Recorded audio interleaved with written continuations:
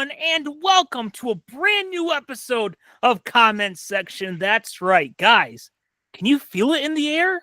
No. Something a little bit different. We're not just going to do a normal episode, because what is a normal episode anymore? Nothing's normal. We're doing classic Comment Section. That's right. Something that feels like it's been a while since we've normally done. Something we will never do on Unwanted Answers again. Even if we wanted to, it's gone. There's nothing we can do about that. Yes. But yes, we are here to talk about all things movie, TV, sometimes video games and comic books. But we are here to talk about all the things we love in entertainment. That's right. Now, a lot of times, we start the show asking, what have you been watching lately? I do know some of the things you've been watching lately.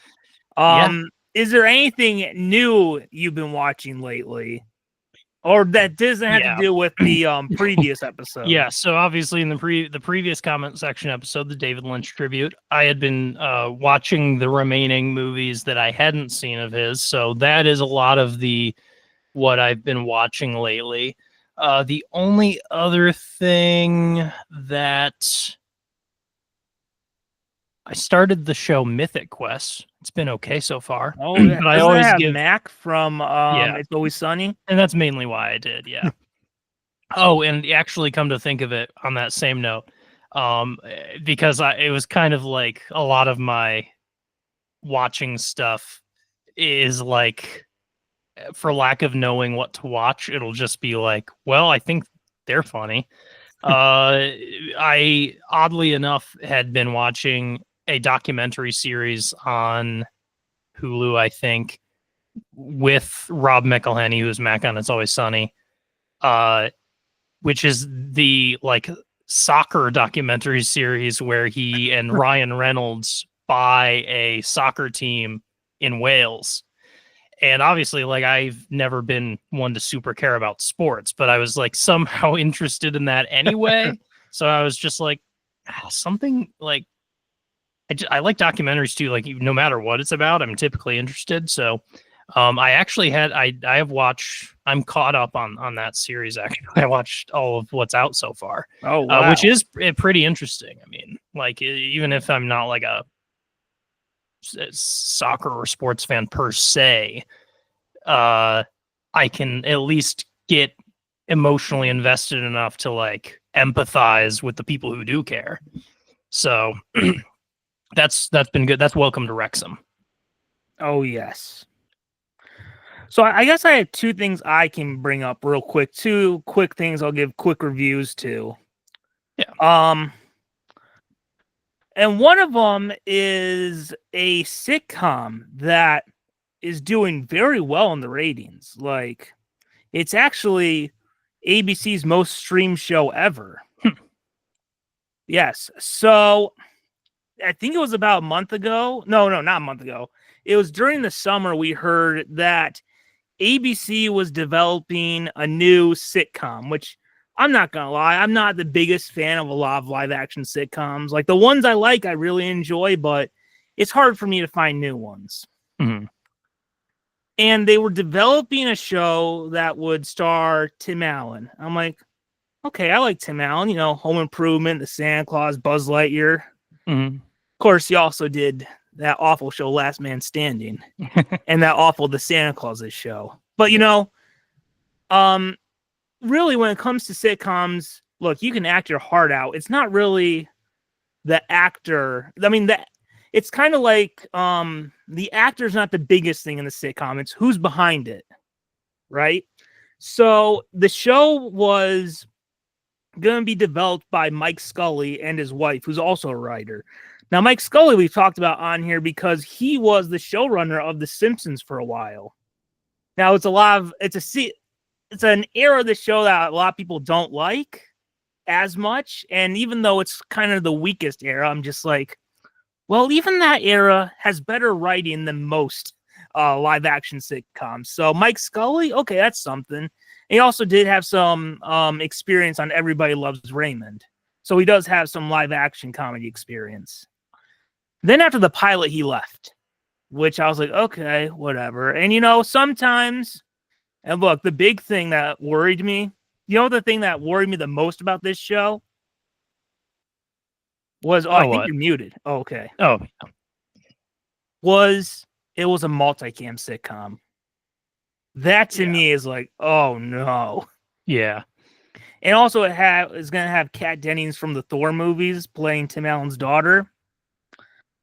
So it came out in January. I'm just like, you know what? I've watched an episode of Abbott Elementary. That was the kind of thing, right? It airs on the same night as Abbott. So I'm just like, well, I watched Abbott. I'll watch this. Mm-hmm. Didn't know what to expect. And I'll say this. The show's not bad. It's terrible. This is an awful, awful show with a problem I've never seen in a sitcom before. Really? Yes. So, what can I say about it? No, look, for positives, I will say 2 positives, okay? Tim Allen, who I think is an underrated actor. I think when you look, he kind of gets lumped in now to one role. Mm-hmm. But when you look at like Home Improvement, Santa Claus, Buzz Lightyear, he does have range where he can play different characters. Yeah. It's just the last few years he's kind of got lumped into one specific role.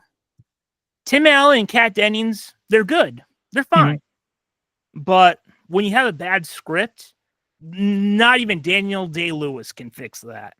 Yeah. And it does try to have heartwarming moments. And those are okay, I guess. But one issue, this sitcom is so full of cliches. Just like you have the overall premise of the daughter moving back home with the dad with her kids after the death of a mother. Like, how many sitcoms have we heard like that? Father and daughter always fighting about how Kat Dennings' character should raise her kids. And then you also have the one girl who's kind of like Kat Dennings' daughter is kind of trying to be a Lisa Simpson type clone. Like she's the genius or whatever. And you have the boy who's a nerd, the older boy. Yeah. And here's the big thing. This is a thing that really hurts a sitcom. None of these characters are interesting. And it has what I call super friend syndrome, which is if you look at like The Office, okay? Yeah. If you were to take a script of The Office and remove all the names, you can tell who is who. You could read a few lines and say, this is Michael. Oh, yeah. This is Dwight. This is Jim. If you were to do that with a script of Shifting Gears, I don't even know if I said the name of the show. It's called Shifting Gears. Yeah. You can't tell who's who because they're all bland. There's just no personality to them. Yeah, that seems like a classic, like just classically. It seems like the litmus test for bad character writing, basically, is like, yes, if you can't tell who they are completely separate of just the name, then you haven't even really made a character. It just feels like they went with here's dad character, here's daughter, but like swap them around, you can't tell who's who. Mm-hmm. So there's that. And look, maybe I'm just biased because I think multicam shows now suck. Mm-hmm. But it kind of feels when you watch an episode of this show, and I've endured 7 hellish episodes of this show. You know what? Not for my enjoyment, but for stuff like this show, where sometimes you gotta force yourself to sit through garbage. Yeah. It feels like they really only have in the show, they have the main home set. They have the set of Tim Allen's character works at a garage. And it feels like each episode they only have the budget for one extra set. Oh. So it feels like they're really playing into the limitations of multicam. Mm-hmm. And the episodes themselves don't have much of a plot, and they only just kind of have basic premises. Like, when you look at an episode of the much better ABC show, Abbott Elementary, like, there was an episode where they went to a conference, right? Mm-hmm. But when you look besides that, and look, when that episode started, I was like, really? This is what we're going to do? Mm-hmm. But they gave the characters each interesting stories. You had Janine's character, who is now dating this other teacher named Gregory, who she was on the phone with him when he was picking up coffee, and she thought that he said, I love you for the first time on the phone. Yeah. You have the story of Jacob, one of the teachers, who's trying to find a clubs for the students at Abbott so that they'll be more engaged in school. You know, you also have the storyline of some of the teachers are doing like playing a game of bingo of like, here's what we can expect our Abbott teachers to do. Like Janine will say something stupid or whatever, or something like that. And you also have the principal is feeling guilty, is feeling sorry for another school that isn't getting the funding they need. This show, it's just basic premises. Like it like here's the last episode, okay? Across the shop from Tim Allen's shop, there's a dance studio, and they put a picnic table outside, and that makes Tim Allen's character upset because he doesn't want his workers to spend time at the picnic table. All two of his employees. You know, when it first started, he had a lot of employees, but we only see two of them throughout the show. I'm just like, why? What do you care if they have a picnic table? Why are we wasting time on this? There's like really no plot. It's just we're in this scene and it's dragged out and nothing really happens. It's just there's not interesting stories. Yeah. And this is something I've never seen in a sitcom, okay? Where they have punchlines, but the setup for the joke either doesn't make sense or is confusing. Oh. Like, here's one example was they had a scene where Tim Allen's character, who's a widower, he went to visit the grave of his wife, and then you had this one lady come in, and clearly, and she just automatically just like, are you gonna hurry up or whatever? And he's like, well, it's not the line in the supermarket, and you're just like, okay, I get you got the punchline of we're not in line at the supermarket trying to go fast, but it doesn't make sense why she's saying why don't you hurry up at the cemetery?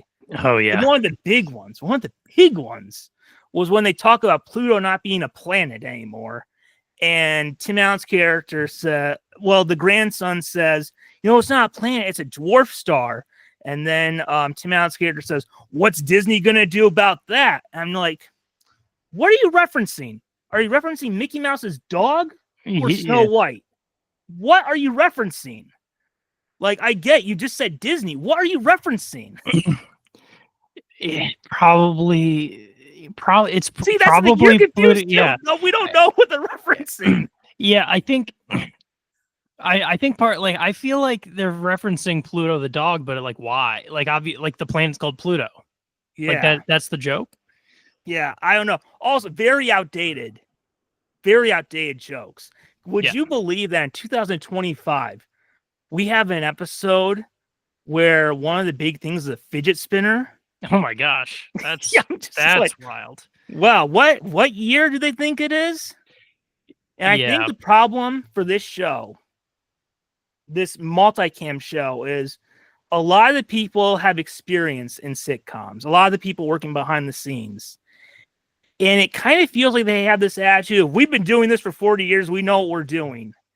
And I think that's kind of the problem, is that sitcoms have changed in 40 years. Like, I think, and maybe there's some others too, but just off the top of my head, I feel like the two biggest sitcoms that have happened in my lifetime are Seinfeld and The Office, where they completely changed the way sitcoms are, where Seinfeld moved away from the, we're going to learn the moral lesson or whatever of today's story and have a heartwarming moment.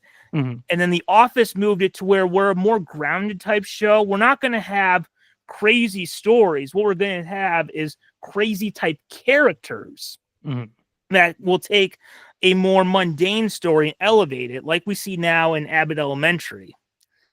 And I just think that's kind of the problem, is this attitude of, well, we know what we're doing. We've been doing this for 40 years. And it's just, you can't do that anymore. Like, that era that you were from, where you were fresh and new, is over. It's done. Like, I don't know. It just feels like they're not adapting to the times. It feels like a relic. And look, I'm going to say it's harsh, but, I know it's the most streamed show in ABC history. I can't see anyone like watching this show and being like, it's great. Mhm. I kind of feel like they put it on because it's Tim Allen and they have nostalgia for Home Improvement. And it's kind of just on the background while they do something else. That's kind Yeah. of what I think it is. Yeah. So that's pretty much my review of Shifting Gears. And I guess I'll ask you, is multi-camera comedy, is it kind of like the way 2D animation was back in the early 2000s where, we were, rightly or wrongly, in the early 2000s, we were getting hand-drawn movies like, Treasure Planet, Home on the Range, but like CGI cartoons, we were getting Finding Nemo, Shrek, The Incredibles. Are multicam shows just doomed to fail? And is that time of TV basically going to come to an end like hand-drawn animated movies, do you think? Yeah, I don't know. There's multicams now are definitely weird. Like, it does feel like it relies so much of the current, like, just climate of media production is so based around nostalgia right now that it does kind of seem like that multicam almost operates in this weird place where it's like we admit that this is a dead medium that we can't do anything interesting in, and so therefore we are just going to 100% just play on the nostalgia of like, remember when multicam shows were good? This is kind of like that. And I mean, I I hate I almost hate to say the term lowest common denominator, but a lot of them are kind of trying to do the broadest appeal possible to Yeah. get, because it's sort of like, what is TV anymore? Like let's just make something that everyone's okay with having on, like just that Tim Allen says the whole thing and the rest doesn't matter, and just write kind of sort of shallow, kind of outdated jokes that feel like they're written by an out of touch, like old millionaire who just kind of is like, I don't know. I've seen clips from some other like multicams or even just other newer sitcoms where it feels, They showed how out of touch they were when they brought in fidget spinners. yeah, that feels very like I have an uncle who basically thinks that Justin Bieber is still what the kids are into. Like, you learn something 20 years ago and you just do not update. Yeah. That feels very like that. Like, where it's just like, does that I could almost imagine that show having a joke of like, what's next? You're gonna eat Tide Pods? It's like way past that. Yeah. But yeah, what was I gonna say? I think the issue that multicams have right now is that it is playing almost on the history of multicam sitcoms, and I haven't seen an attempt to do something new with a multicam sitcom. Like, there isn't any like, what else can we do with this format? Do we experiment with it at all? There's no attempt to do that at all. Yeah, like yeah, it just feels like if you're gonna try and do something special with a sitcom, you automatically just avoid multicam now.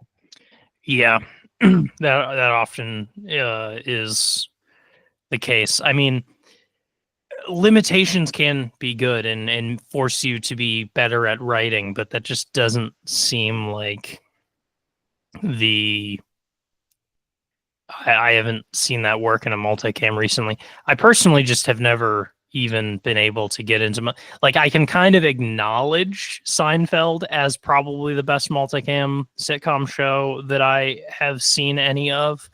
But even that, I haven't seen that much of Seinfeld. It's not like an always go-to show. And other than that, I've never liked a multicam sitcom show. Yeah. So I guess to sum it up, the show sucks. Yeah. All right, real quick, do you want me to talk about? I can give one more review of Sure. one more thing. All right. Well, guys, I think it was about a month ago now. They released the first Marvel project of 2025. And this is where it got exciting.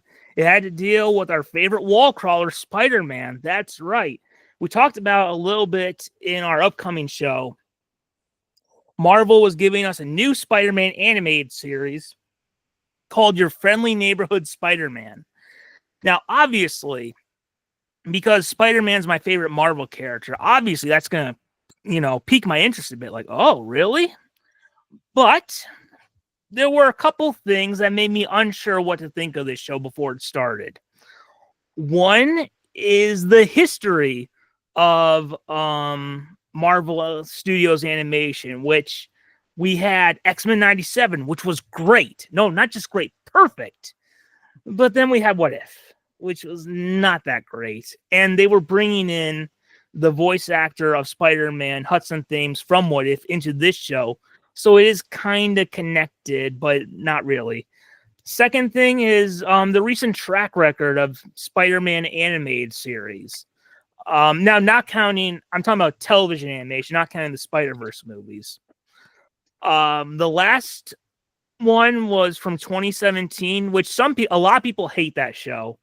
I think it's okay, but it wasn't anything special.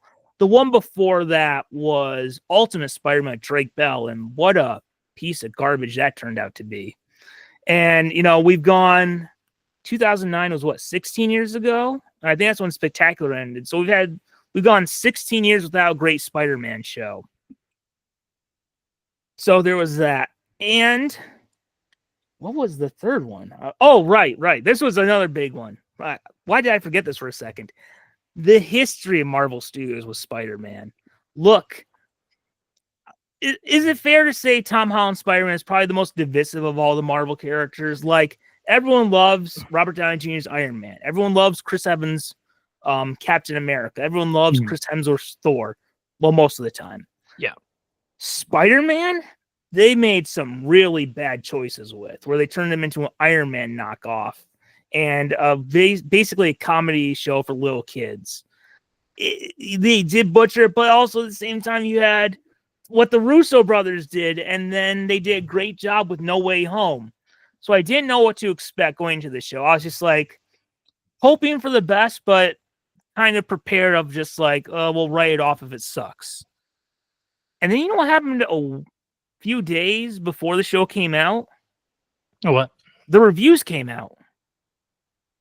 And I was shocked when I saw the reviews when they said it was great. I was like, what? Wait. Oh, also, that trailer we saw, not the best. So I did sit down and watch it because they dropped the first 2 episodes at the end of January. So I sat down and watched it. It was Spider-Man Day that day. And I watched it. And Your Friendly Neighborhood Spider-Man is amazing, spectacular, and sensational. This show is great. And I had to ask, who edited that trailer together? And you took the worst parts of that show because wow, that trailer does not represent this show. Mm-hmm. This is the second best Disney Plus Marvel show behind X-Men 97. So that's saying something. But even more than that, this is one of the best projects Marvel Studios has ever done, going back to Iron Man. This show is great. And one thing it does is it takes a lot of liberties with the Spider-Man mythos because their whole thing is it's an alternate version of Tom Holland's Spider-Man. So it does take a lot of liberties, but it still keeps the core of who Spider-Man is and who Peter Parker is. It's not like, with Spider-Man Homecoming where they kind of lost the core of who the character is.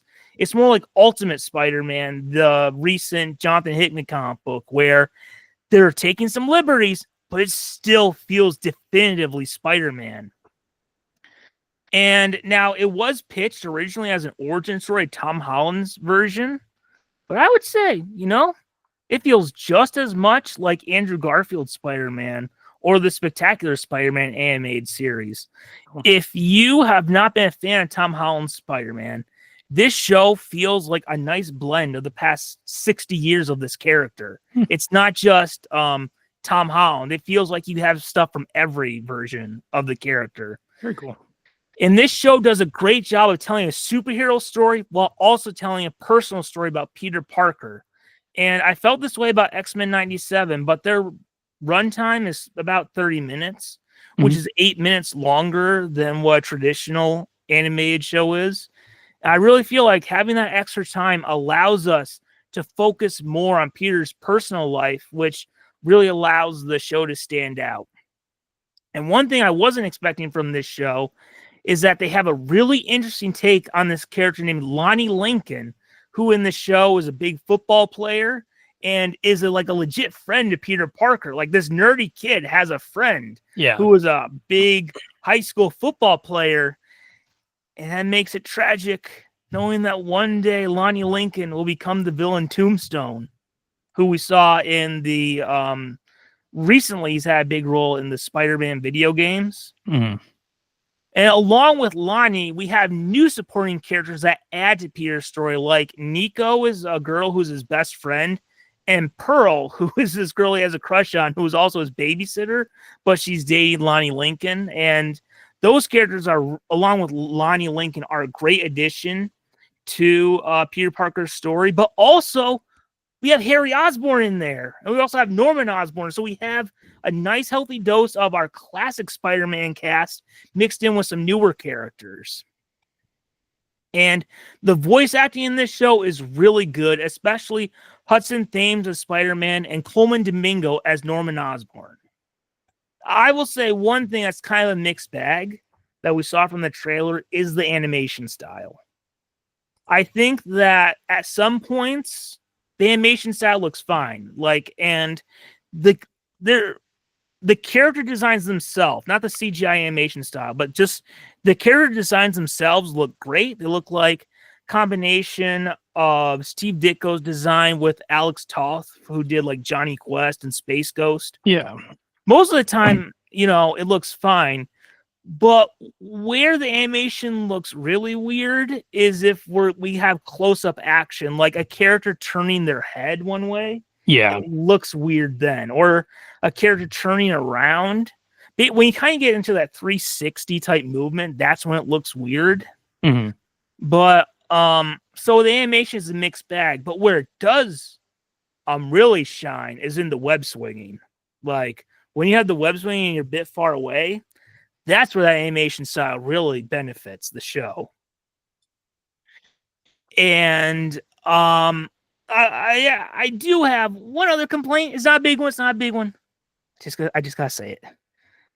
Wasn't a fan of how they waited until I've only seen the first 5 episodes. I still have the rest of the season to go.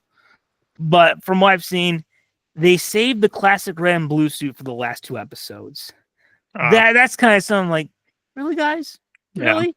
That's kind of like if we were watching the first Tobey Spider-Man movie and he wears the wrestler costume the whole time. Yeah. It's not until he goes to fight Goblin on the bridge that he wears the classic suit. Yeah. So I wasn't a fan of that choice, but whatever. The show's still great. That doesn't ruin the show. It's just, did we have to do that? I don't think we did. But looking at this show overall for Marvel, this is another big win for Marvel.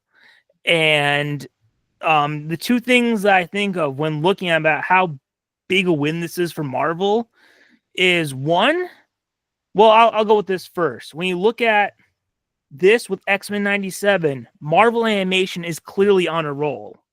And looking at like this show add to the Disney Plus lineup, you have X-Men 97, Spider-Man, Your Friendly Neighborhood Spider-Man, and Daredevil.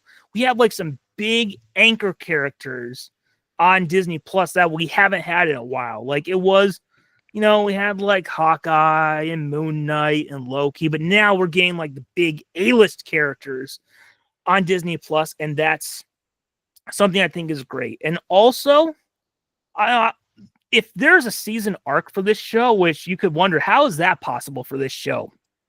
But there is. It's that this year we could finally say that Marvel has come back. And I really feel like starting with X-Men 97, we've been on a roll lately. Now, a lot of people are talking about the failure of Captain America 4. I don't think a Captain America 4 movie without Steve Rogers, doing a Hulk story without Bruce Banner, that had a lot of production issues, is that big a deal. I think everyone kind of knew that that movie was going to be bad. Mm-hmm. But, like, you take your Friendly Neighborhood Spider-Man and you add it to the pile of wins with X-Men 97 and Deadpool and Wolverine. I mean, for me, I've been saying, like, if Daredevil and Fantastic Four are good, then we can say Marvel is back. And I wasn't really kind of expecting much from this Spider-Man cartoon, but you got to put it in the win pile. Like, this is another recent win for Marvel. Yeah.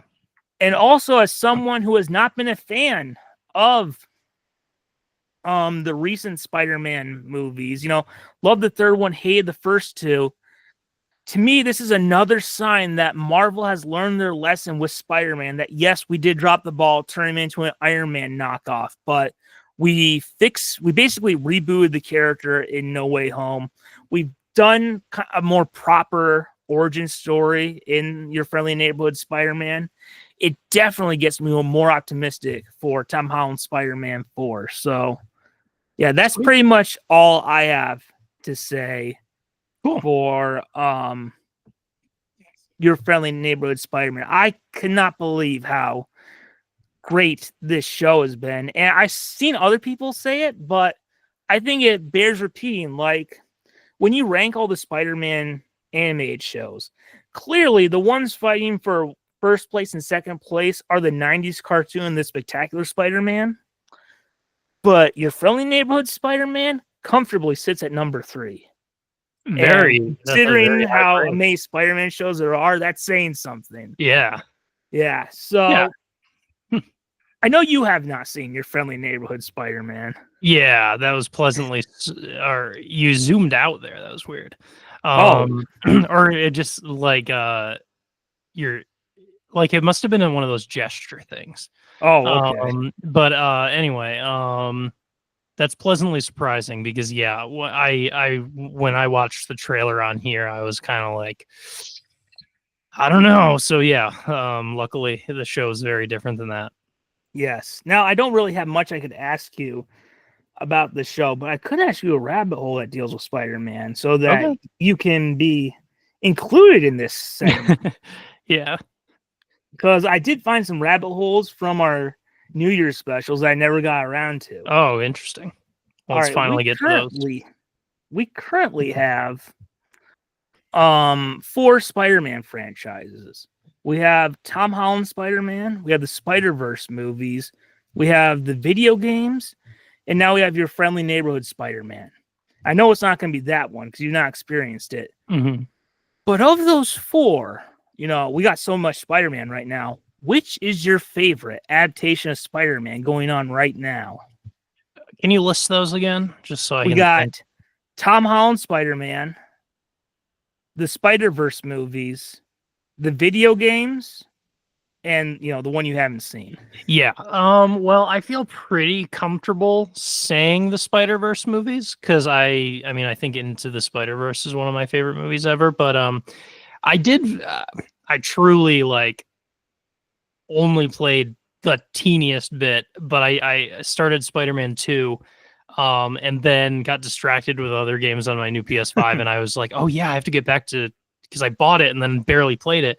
And everything I've seen, like, that is a great adaptation. So it's like I want to shout that out, but at the same time, I mean, the Spider-Verse is just it is incredible to me. So I'm gonna have to go with Spider-Verse. Yeah. Now, if I had to rank the 4. My favorite one of our current Spider-Man ones is, I think, easily the video game one. I think that one, to me, is doing the most exciting stuff with the character. I love that version so much. I will put Your Friendly Neighborhood Spider-Man at number 2. I think it's very strong. Love that show. I will put the Spider-Verse series at number 3. Now, if I had to compare, I would say that the first Spider-Verse movie is better than Your Friendly Neighborhood Spider-Man. But if I'm looking at the franchise as a whole, and I know a lot of people love it, I was really disappointed in that second one. And I think the third movie is going to suffer from, if we ever get the third movie. If we don't get that third movie, I almost dropped an F-bomb right here. Yeah. I'm going to really hate that second movie. Yeah. Because then we broke up that story and dragged it out for no reason. But the second one does drop it a bit. So it does have to go number 3. And I will put the Tom Holland, as much as I love No Way Home, I will put Tom Holland's at the end, because of the first two. Although I kind of feel like with this fourth one that it is kind of a new first movie. Like we have rebooted now after No Way Home. Yeah. Yeah. I do have one other rabbit hole to bring up if I want to. Real quick. Sure. I mean, yeah. It's one I'm curious about because it's chaos. Let's just do whatever. Yes. Okay.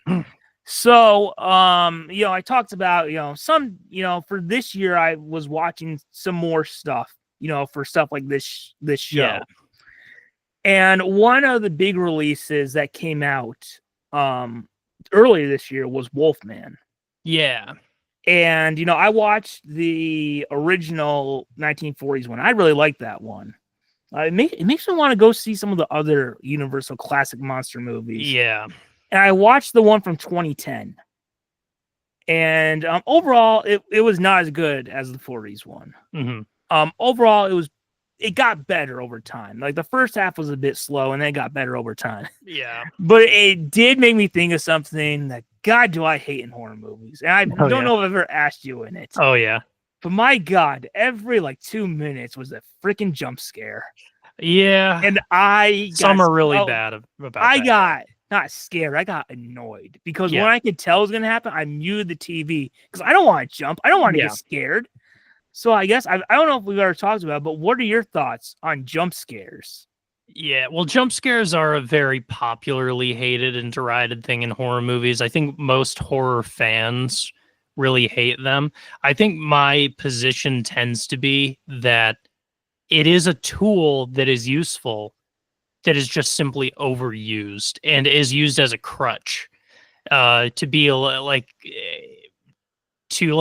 try and trick audiences into thinking this movie is scary, even though you've not necessarily done anything to earn the. Because it's in a way it's a different emotion, like the emotion of horror that the genre is named after. That's not what that is. That's shock or surprise, or it's jumping. It's like when the doctor hits your knee to see if you have reflexes and your leg pops up. That's all it is. It's just like tapping into the part of the brain that will naturally just kind of jump in response to stuff. And it's not horror. That's not fear. That's not really any of the emotions that make horror interesting. But it can be done effectively, like in the David Lynch episode I mentioned, the beginning of Mulholland Drive.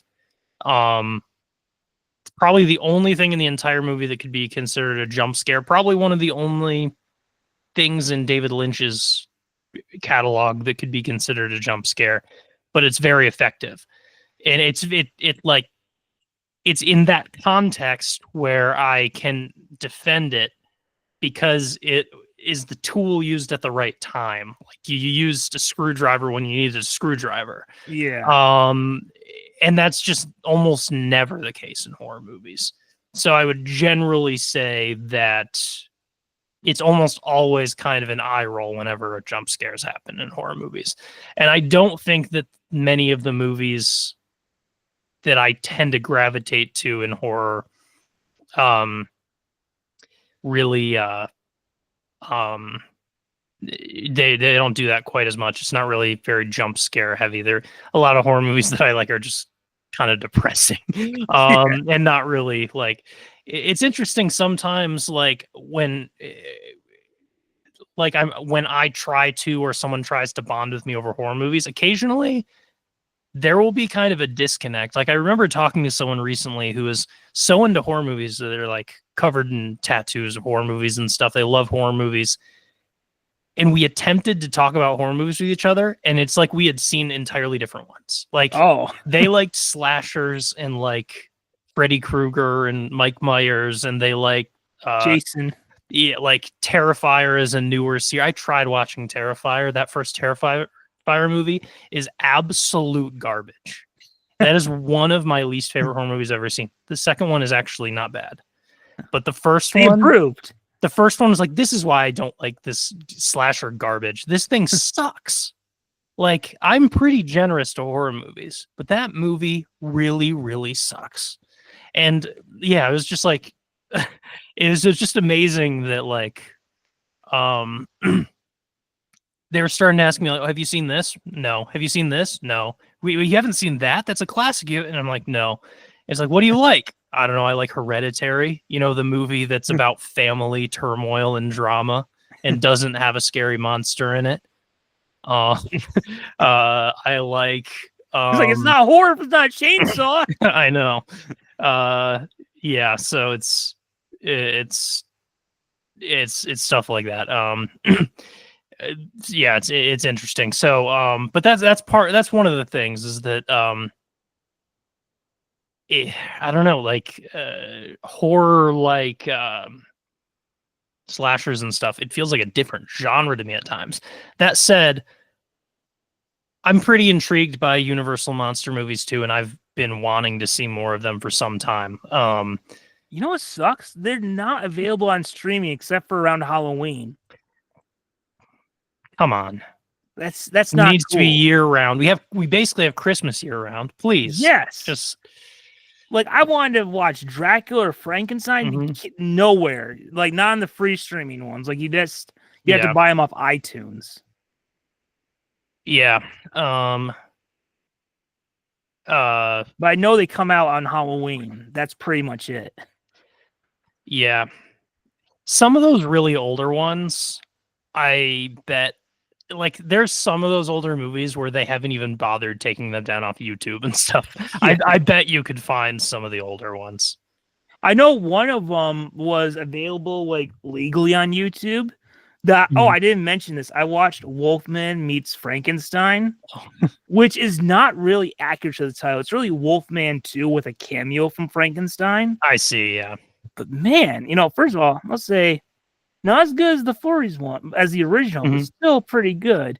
Yeah. And man, for a 40s movie, a lot of continuity that carries over. Oh, really? Interesting. I was like shocked. Like, this is Marvel type continuity right here. Yeah. And even though I'm about to say this, no one steal this idea, even though I'm just going to present the entire idea here. I'm so fascinated by, I don't know if you ever get like fascinated by like the idea of liking something or like think about, I really want to watch that. But you never really do. I'm so fascinated by the idea of Frankenstein. And like, I've read the book and a couple other Frankenstein adjacent stuff. And I really love Frankenstein. A lot of it has to do with just reading about Mary Shelley and liking her as a figure in history. But I haven't really seen that much Frankenstein stuff. And I've had this idea for a while of a podcast called Podcast Monster, because that's a funny name. And it's just a all Frankenstein media podcast where it's episode 1's the book, then episode maybe one of the classic Universal monsters. Eventually you get to like, I don't know, Frankenweenie. Yeah. Which is one I actually have seen. But the live action short or the animated one? I've seen both, I think. But yeah, the full animated. I think that Frankenweenie, that's stop motion, right? Yeah, I've seen that. I think so, yeah. Yeah, it's been a while, but yeah, I've seen that one. But there's so much Frankenstein media, like just so that it's just interesting. But I've obviously very fascinated with, and also vampire stuff. I've wanted to dig into more. I brushed up a little when I did my D&D Curse of Strahd campaign, because that's like a gothic horror vampire type campaign. But there's more I need to brush up on. Like I'm very excited. I actually watched the old like 1922 Nosferatu back when I was researching for that. Wow. I'm very interested in this new Nosferatu, and it just went out on streaming. So, but yeah. Oh, yes. Well, should we get to a segment then? Yeah, I would love to. Okay. Oh, okay. We'll do this one. This one kind of follows similar to the David Lynch type thing. Cool. That we just did. All right. Now, we're recording this on February 28th. So we got the news yesterday, and that was that Academy Award winner Gene Hackman passed away at the age of 95. So this comes via Variety. Hackman and his wife Betsy Arakawa were found dead in their home Wednesday afternoon. Hackman was 95, Arakawa was 63, and one of their dogs had also died. Now, look, we are not a true crime podcast. We are an entertainment news podcast. So we're not going to talk about, they're doing their investigation right now about what happened. I think I saw today came out that his pacemaker showed that he may have died on the 17th. Oh, wow. So, yeah, but that's all. But we're just going to focus on the artist, Gene Hackman. So Hackman won the Oscar twice. He won the Oscar for Best Actor in 1971 for The French Connection, playing Detective Jimmy Popeye Doyle. He also won the Oscar for Best Supporting Actor in 1992's Unforgiven, playing Sheriff Little Bill Daggett. He was also nominated for Best Supporting Actor in 1967's Bonnie and Clyde, 1970's I Never Sang for My Father, and Best Actor in 1988's Mississippi Burning. However, and this will be the primary discussion of this, what I know Gene Hackman for is for playing Lex Luthor in the Superman movie starring Christopher Reeve. So he played Lex Luthor in the original 1978 Superman movie, Superman 2 in 1981, and 1987 Superman 4, The Quest for Peace. And he also appeared in Richard Donner's cut of Superman 2, which was released in 2006. So out of the 4 Christopher Reeve Superman movies, he was in 4 of them. And the only reason he wasn't in the 3rd one is because he quit the series because he was unhappy with how producers Alexander Salkind and Ilya Salkind had treated director Richard Donner. So looking back at his take at Lex Luthor, there's 2 things that I think really make his performance stand out. One is that, man, when you look at those movies, Lex Luthor was clearly the comic relief. And boy, did he do a great job with that. I think it's important to remember that the context of when Superman came out. Superman was following the Adam West Batman show. And Superman was, well, that show had been like campy and fun and silly. Superman was the first superhero movie that tried to feel real. Like, this is how Superman would be in our real world. So a lot of the characters were grounded and serious. So Gene Hackman had an interesting thing where he had to find the right balance of playing him comedically while also grounding the character to where he fits with Christopher Reeve Superman. And I thought he did a great job with that. I think really his comedy as Lex Luthor is in Superman 2 when you pair him with the very serious General Zod, played by Terrence Stamp. And one of my favorite moments is when Superman returns, and it's also an iconic Christopher Reeve moment where he goes, "General, would you care to step outside?" And you see his Lex go, "Superman, thank God." And, "Oh, no, get him!" Yeah. Because he realizes that General Zod's going to turn on him. So that moment of, "Oh, thank God, Superman." I mean, get him. And also, even though he's playing a comedic character, what Hackman really brought to the role also was this guy is a mad genius. He is the guy in control. He knows what's going to happen. And that poses, like, this genius poses a threat to Superman, who could really do anything. And it's not about, like, it doesn't come down to muscle or can you fight him. It's can you outthink this Lex Luthor? And he really did a great job with that. And that's something we see carry over about when you look at, like, Michael Rosenbaum's Lex Luthor in Smallville or Michael Kolditz in Superman and Lois. The scary thing isn't because, look, if they go fist to fist, Superman will win, except for in Superman and Lois, the final season. I just saw this episode. They did an episode where, like, Lex, you had, like, red lights, which, you know, the red, if Superman's in red lights, it takes away his powers. Oh, so it was Clark versus Lex, no powers, and it was brutal, and it was awesome. I'd heard people hyped it up, and it was awesome. But yeah, so, like, that evil genius, that, I mean, you watch him, you're like, yeah, this is why this is Superman's arch enemy.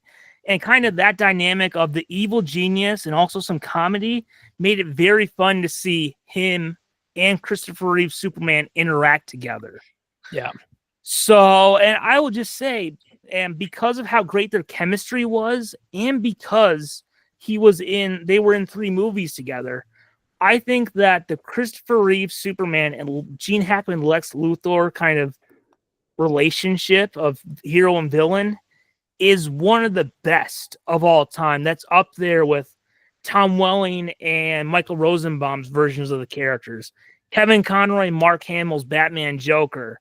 And if we're looking at movies, recently, Chris Hemsworth's Thor and Tom Hiddleston's Loki, I think, have done the best because we've seen them and their relationship progress over time. So they're great with that. And I figured I'd share 3 tributes from people from DC.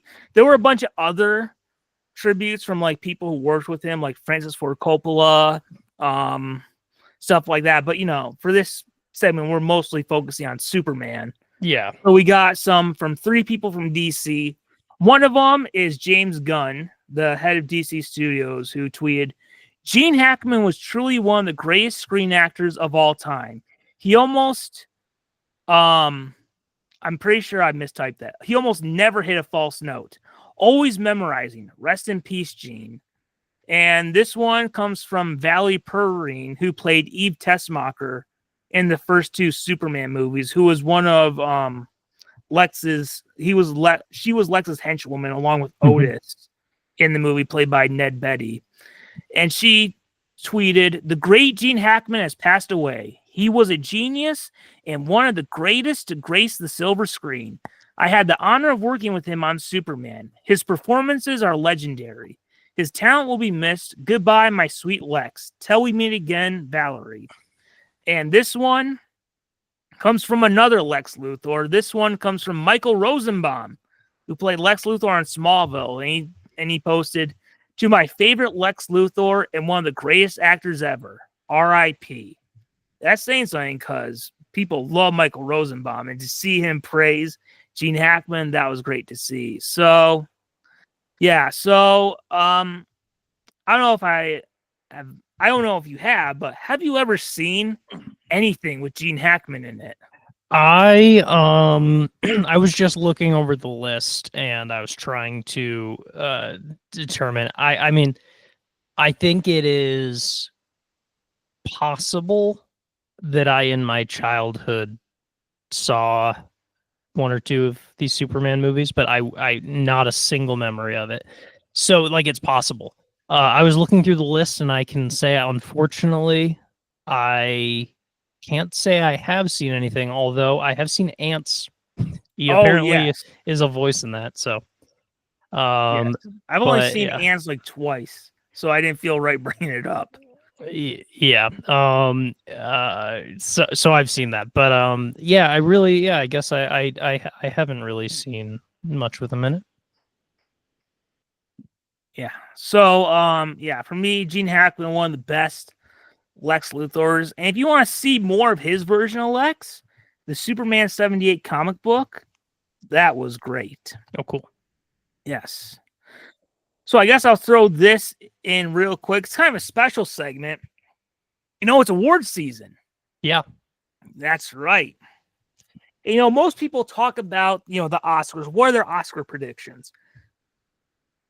What's probably going to win the Oscar? I don't know. But what we do know is what won the Razzies. Oh, yeah. And one movie I saw got 2 awards. Wow. I think we should congratulate Joker Filet-O-Dew. Oh, nice. Yes, it won for worst screen combo of Joaquin Phoenix and Lady Gaga, and it won for worst prequel, remake, ripoff, or sequel. So there you go, Joker 2. That's awesome. Going home with the gold. Yeah. And unfortunately, didn't take the big prize of worst picture. That unfortunately went to Arrival. That went to Madam Web. So that's got to sting even more. Oh, yeah. You were in the same genre, your rivals. Yeah. I mean, most people don't differentiate Sony Marvel from Disney Marvel, but still, DC lost to Marvel. Yeah. Again, like always. But yeah. That makes me think. I think maybe it'll be for next year. So I think it would be fun to do a special episode that's like a Razzies Oscars special episode where we cover both the Razzies and the Oscars, the best and the worst, and maybe I don't know. Maybe we have to watch the best and the worst.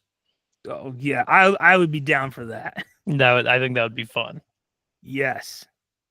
So yeah, that's pretty much all I have to say. I don't know. Do you know if any of the movies, if any of the nominees or winners are ones you've seen? I can see if I've. Well, these would be 2024 films, so it seems highly unlikely that I would have. And I'm having trouble finding a convenient list. Is it the 45th award? Okay, yeah, I see. Oh man, I had been watching clips of Megalopolis. That's like it would be a wild thing to watch. Yeah, did you see the clip of where the guy's supposed to be in the theater? Oh yeah, I think so. That is something else. Yeah, what's the main one that I watched over and over again? It's where he goes, so go back to the club. That's awesome. But no, I haven't seen that, but I'm happy that was in the conversation here. Oh wait, I didn't know. So that new Crow movie must have not been very good. I see that on here. Oh man, wait a second. It's not. Kraven the Hunter came out? It's Kraven the Hunter. Not only that, but I'm going to blow your mind. It comes out on Netflix in 2 weeks. Oh, wow. Day after my birthday. I'm going to stay up till 3 a.m. so I can watch it. Wow. Oh. Right now on Netflix, they have Madam Web, Venom the Last Dance, and they're going to have Kraven. So I'm thinking March 13th, I'm just going to binge them all and have the time of my life. They have to stop. They have to stop doing those. Well, they are taking a break. Yeah. Kraven was the last one, and they said they're going to take a break while they try to figure out. They're kind of like that college student who's just like, I'm just going to take a break while I figure out stuff. Yeah. I heard that was bad from some people, but that Pop-Tarts movie with Jerry Seinfeld, I've seen that on here. I haven't seen any of these. Yeah. Okay. In a way, I guess that makes you the lucky one. That makes you the true winner. Yeah. All right. Well, do we want to go into the next segment then? Sure. That sounds good. All right. This is one actually that you alluded to earlier. Yeah. But we talk a lot on this show about The Office. And they're doing a sequel show, which I don't know if it's official or rumored or not, but everyone's been calling it The Paper. It's how it's going to be at a struggling newspaper, and it's going to be created. It's going to have the documentary crew who followed our favorite characters from Dunder Mifflin. And, it's a completely new cast. Well, it's not a completely new cast anymore, because according to Deadline, Oscar Nunez is returning as our favorite accountant, Oscar Martinez, in the upcoming show, The Paper. So this is what we got from Deadline. He is the first actor from the original series to join the show. And it says that the show is not going to be centered around him. Like, it's going to, it's not just going to be an Oscar spinoff. He's going to be a character who's a part of the show, but it's not just about him. Yeah. Now, here's something I find interesting. Oscar is one of the characters who was involved in this show, The Paper, from the start. So when they were first playing together, they knew that Oscar was going to be a part of it. Now, before I get into your thoughts about it, now, not going to lie, when this news broke last night, I went through our old shows. I tried finding it, and I couldn't find it. But I know at one time, I don't know if it's on the show or if I said it off air, but I know I told you that if any character is going to show up, it's going to be Oscar. And I think I even got a little specific. Like, at the end of the first episode, there's going to be a new hire, and it's revealed to be Oscar. Yeah. So I totally remember that.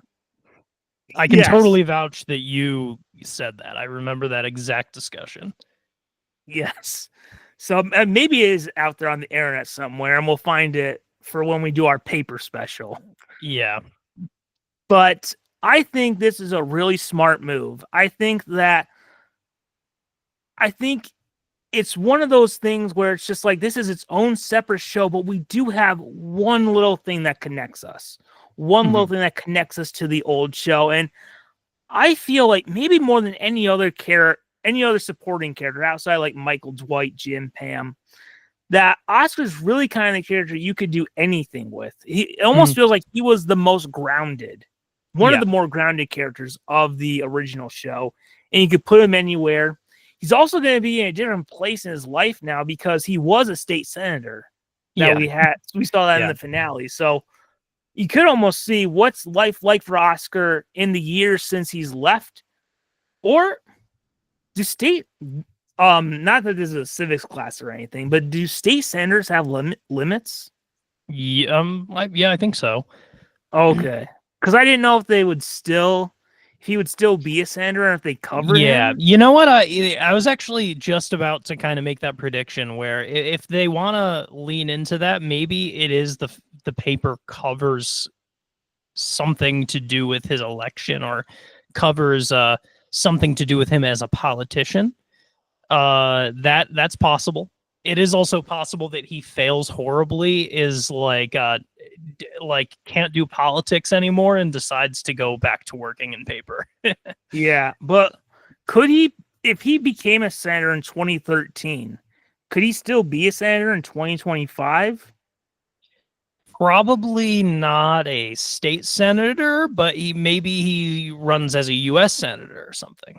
Oh, okay. So it is possible. Yeah, we could they kind of cover him, or he could have a fall from grace to where he has to go back. Yeah, and maybe he goes to work for this newspaper or something as an accountant. Mm-hmm. So I think this is a really smart move, and I'm not saying it's likely, but it does open the door. We now have a gateway to where we could find a way to bring in the other classic characters. Mm-hmm. Like if we wanted to bring in Jim Halpert or Pam, maybe even Dwight or Michael Scott. Mm-hmm. Maybe the paper goes to cover what's going on at Schrute Farms or something. Yeah. But it does open that doorway. So yeah, I think that, like, look, it's still its own show, but I think this bringing in Oscar's I think bringing in one character from the original show as a supporting character is a really smart move. Mhm. And if you can do it with anyone, I think Oscar is the best fit. So I guess, what do you think about this news? I guess both bringing in someone from the original show and that's Oscar. Yeah. I mean, I tend to agree. I would want this show to try and focus on being its own thing. So if they did bring anyone, I would want it to be someone besides Michael, Jim, Pam, Dwight. I would want them to try and like connect it and make it like have some connection and familiarity to kind of tie us to that this is the same world in a way. But I'm happy that it's, shining a light on like a good, somewhat more side character. Um, and a beloved one at that. And yeah, he's very grounded and is kind of like a very good and hard to replace sort of generally level-headed, sensible person amongst all the chaos and big characters. Yeah. And so he'd be very good to kind of throw into any situation. I completely agree with that. And I could kind of see this being a thing where, season 1, you want to try and make it your own thing, but have a tie-in like Oscar to kind of tie things together and connect it to The Office. But I to your point of it potentially opening the door, I could see it as being more of like if the show does well enough to get another season or something, people care enough for that to happen, then there is an opportunity to like make it grow into its own without the cast. And then, like, who knows, maybe another person another person pops in. Stanley for some reason pops in, who knows, and then maybe in the finale is when we see Michael. Like there is an opportunity to see others, but I think this is like a good starting point. Yeah, so I guess I could ask, now that Oscar we know is confirmed. Mhm. And I don't think we're gonna have any other characters be main cast members. I think Oscar is it. Mhm. Who do you think is a chance that could pop up? Who would be the next kind of like as a guest star? Do you think could pop up? Because I just had this thought cross my mind. Mhm. Ryan was kind of a sketchy dude. Yeah. Could he do? And look, he got in trouble for insider trading. Yeah. He does Wolf. He's kind of, I mean, by creating social media, like trying to do social media, he kind of was like a Mark Zuckerberg or Elon Musk. Yeah. Could Ryan maybe do something or get himself in trouble to where the paper would have to cover what's going Yeah. on? Yeah. That's I could see that. I could actually see the fact that they're covering events be like a good opportunity for cameos. Like Yeah. maybe we'll see some characters like that appear only as like cameos of like almost like a, can you believe this thing we published? And it's like Creed doing Yeah. something. That's what I Creed think escapes from prison. yeah. Yeah, Creed would be my pick for something like that. Yes. So the paper, we have something there. So I don't know, Mhm. did you want to do your thing that you had saved, or Oh, did you want to yeah, keep going? this will just be really quick. Just yesterday, um one of the announcements that I have been strongly waiting for some time happened. Um, and that is a very simple short clip that just at least confirms the existence of my highly anticipated season 2 of The Rehearsal on Max. Nathan Fielder's wild pseudo sort of reality, but not creating a fake reality, almost Truman Show-esque social experiment reality series where he finds real people who are having a something that is difficult in their lives, like a difficult conversation, and he helps them rehearse it before it happens to an absurd degree. And the first season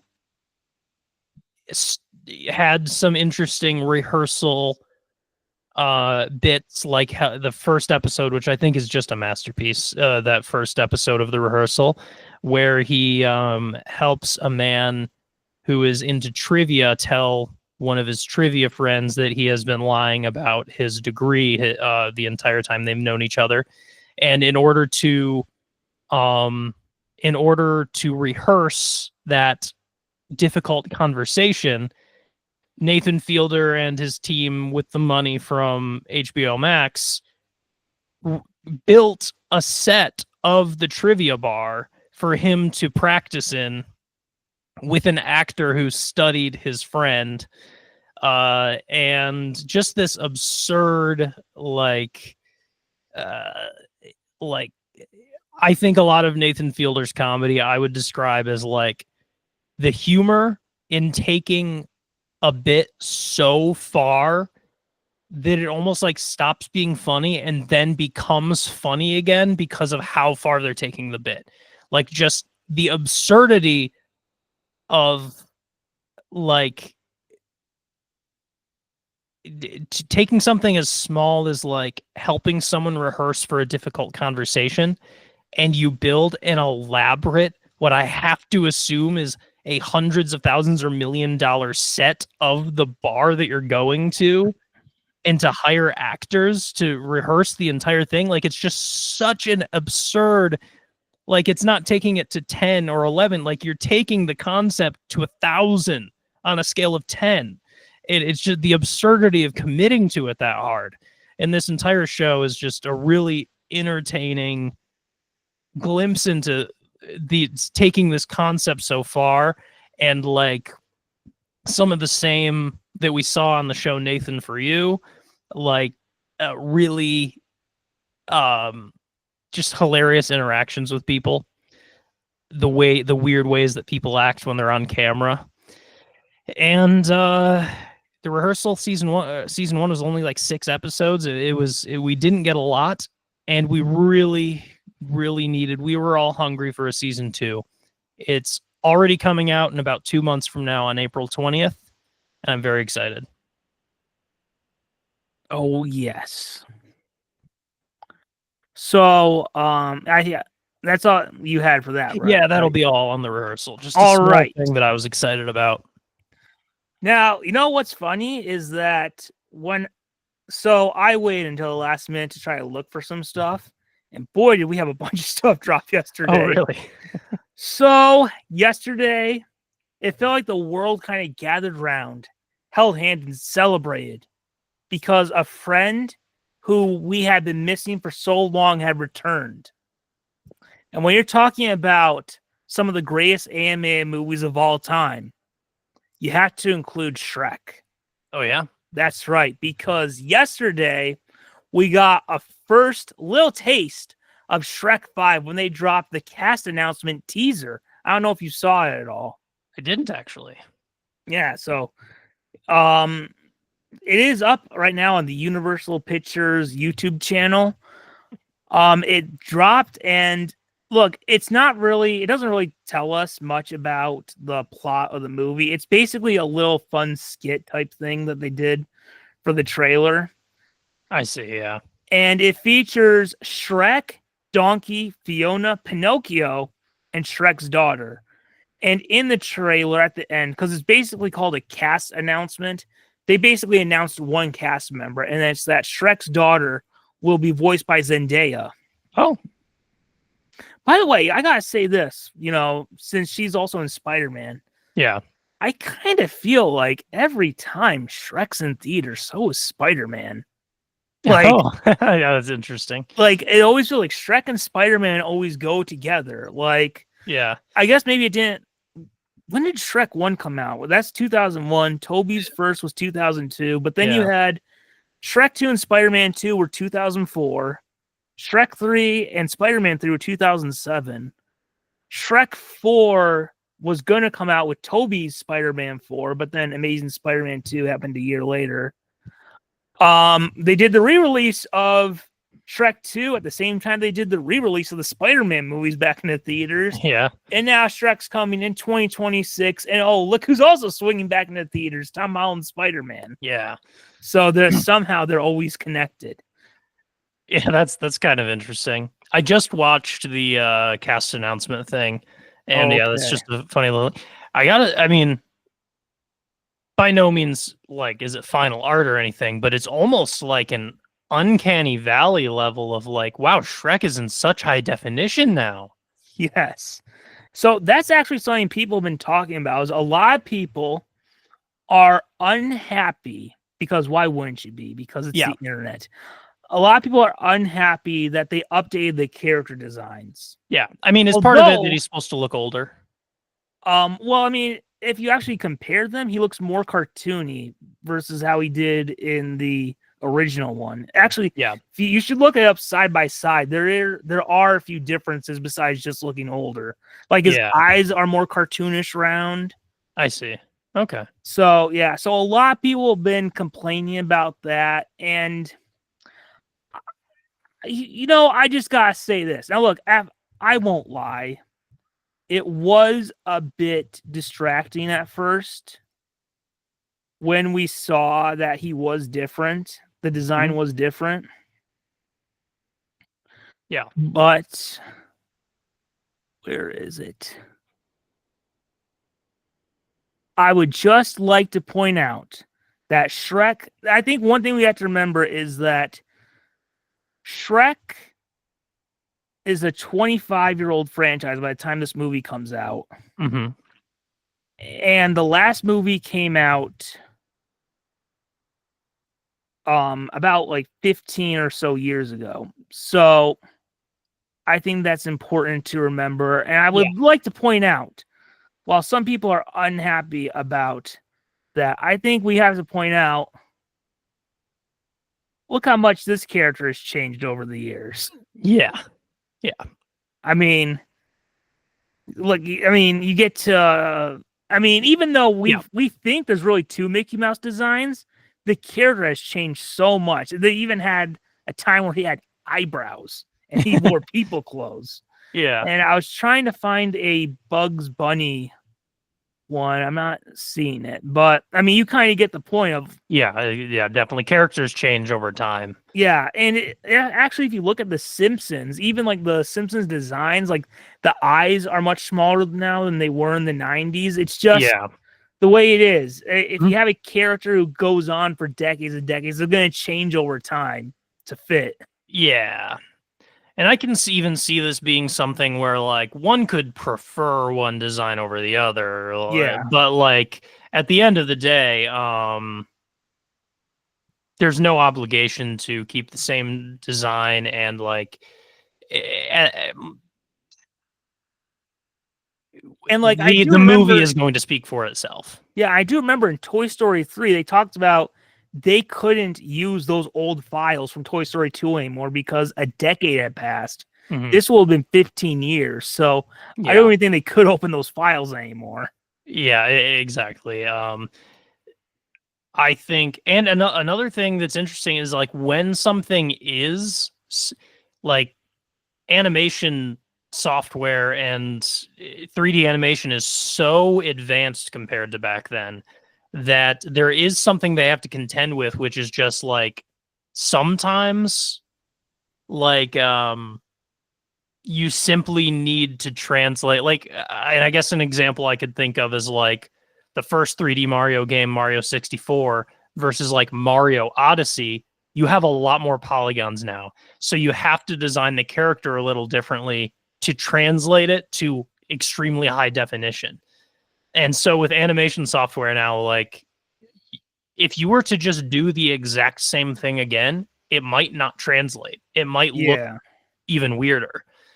So you have to find some other art style and like add in details where some of the disconnect might be like noticing a detail in this new Shrek design that wasn't in the old Shrek design. And it's like, well, you had to fill out that detail because that detail couldn't exist before and now it has to. Yeah. So, yeah, it's just one of those things. Like, 25 years, he's going to change his look. Yeah. Although, if you know how they showed the different Shreks in the Magic Mirror? Yeah. The Shreks in the Magic Mirror have his original face. Yeah, that's So it is paying a little bit of homage to the old design. yeah, definitely. So yeah. Yeah, so I am looking forward to Shrek 5. I know it's been like 15 years, but Puss in Boots: The Last Wish shows that like they've still got it. They Yeah. still know how they can make these movies. I think Zendaya is it's a cool choice for Shrek's daughter. It is interesting. My guess is that if they're only announcing Zendaya, then that because they had triplets, so that triplet is clearly going to be the one with the most screen time versus the other two.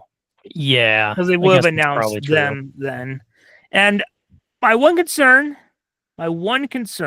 is if I want to compare to another 2000s animated franchise, Ice Age. Ice Age 3 was basically all about the daughter. Mm-hmm. I really hope that, look, it's been 15 years. We want Shrek, we want Donkey, we want Fiona, and I think the daughter could be a fun addition. Don't make this the daughter movie where Shrek and Donkey are supporting characters who don't have a lot of screen time. Like, if you're going to do something, have her be a member of Shrek and Donkey's journey like Puss in Boots was. Mm-hmm. Like, if you want to do another thing with the daughter, give her a spin-off. But like Shrek 5, let's make sure Shrek is still the main character. Yeah. Yeah, that is a trap that a lot of these animated movies are falling into recently. I mean, particularly like the Toy Story that I will not watch. Oh, Forky. Yeah, don't do a Forky. So, yeah, I guess that's all I have. So I guess I'll ask, where's your excitement level for Shrek 5? And have you seen the Puss in Boots movies or no? I saw the first one ages ago, but the new really, really good one that I really want to watch, I just haven't yet. I really want to. I was so good, so close to it a couple weeks ago. Because it's kind of near the top of my watch list. But because that looks good. Generally, I would say, well, I love the Shrek movies, and I recently did a whole rewatch where I talked about finally seeing the fourth one for the first time, and I was like, oh, this is great. So yeah, that ups my excitement too. I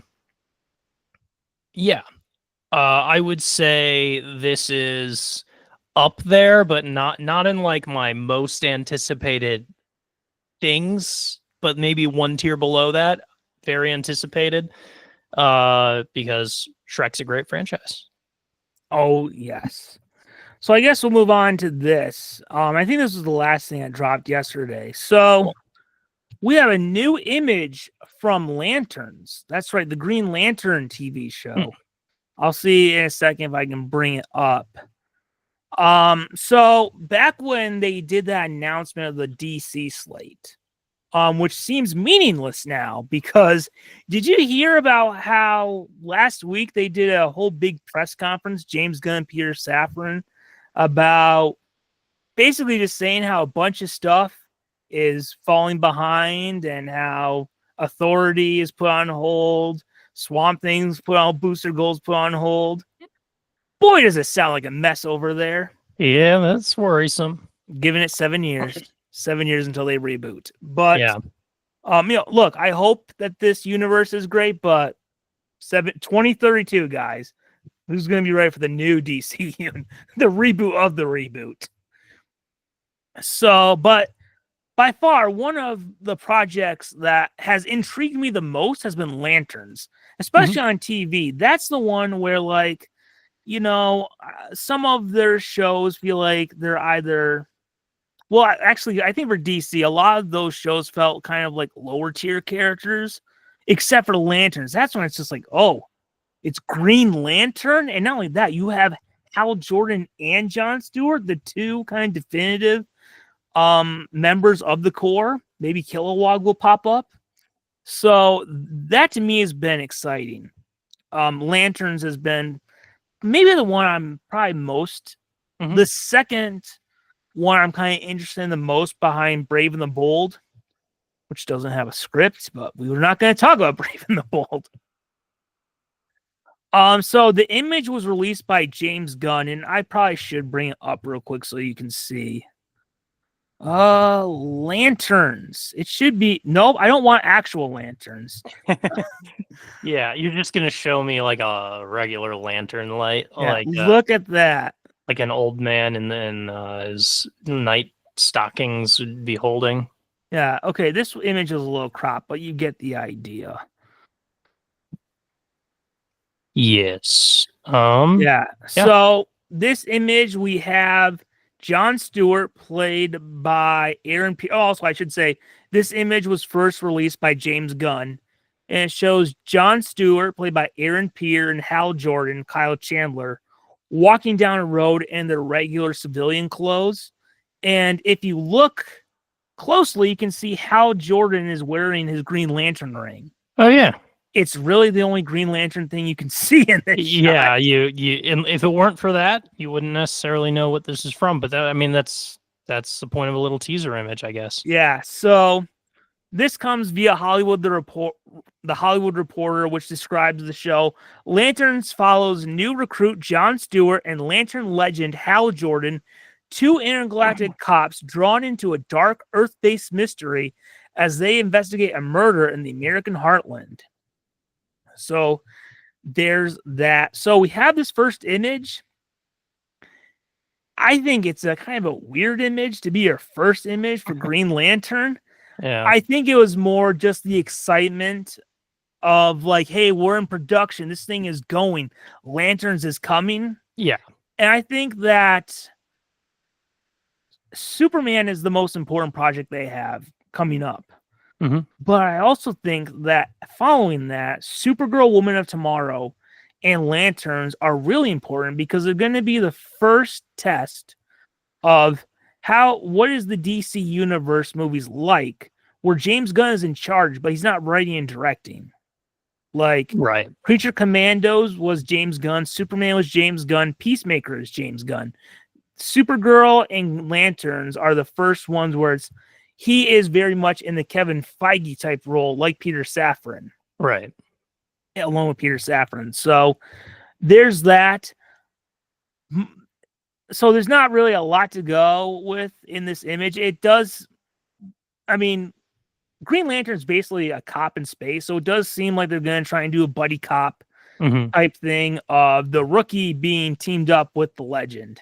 And I kind of have a mixed feeling about one thing of like, yeah, it's great how we're doing that story, but do people know enough about Green Lantern that like this story will make sense? Like, cause yeah, I get that like James Gunn is just like, oh, people know Superman, people know Batman, but nobody saw that Ryan Reynolds Green Lantern movie. So right, that's like something it could have been helpful to have a movie called Green Lantern and then have this come out after that. Yeah.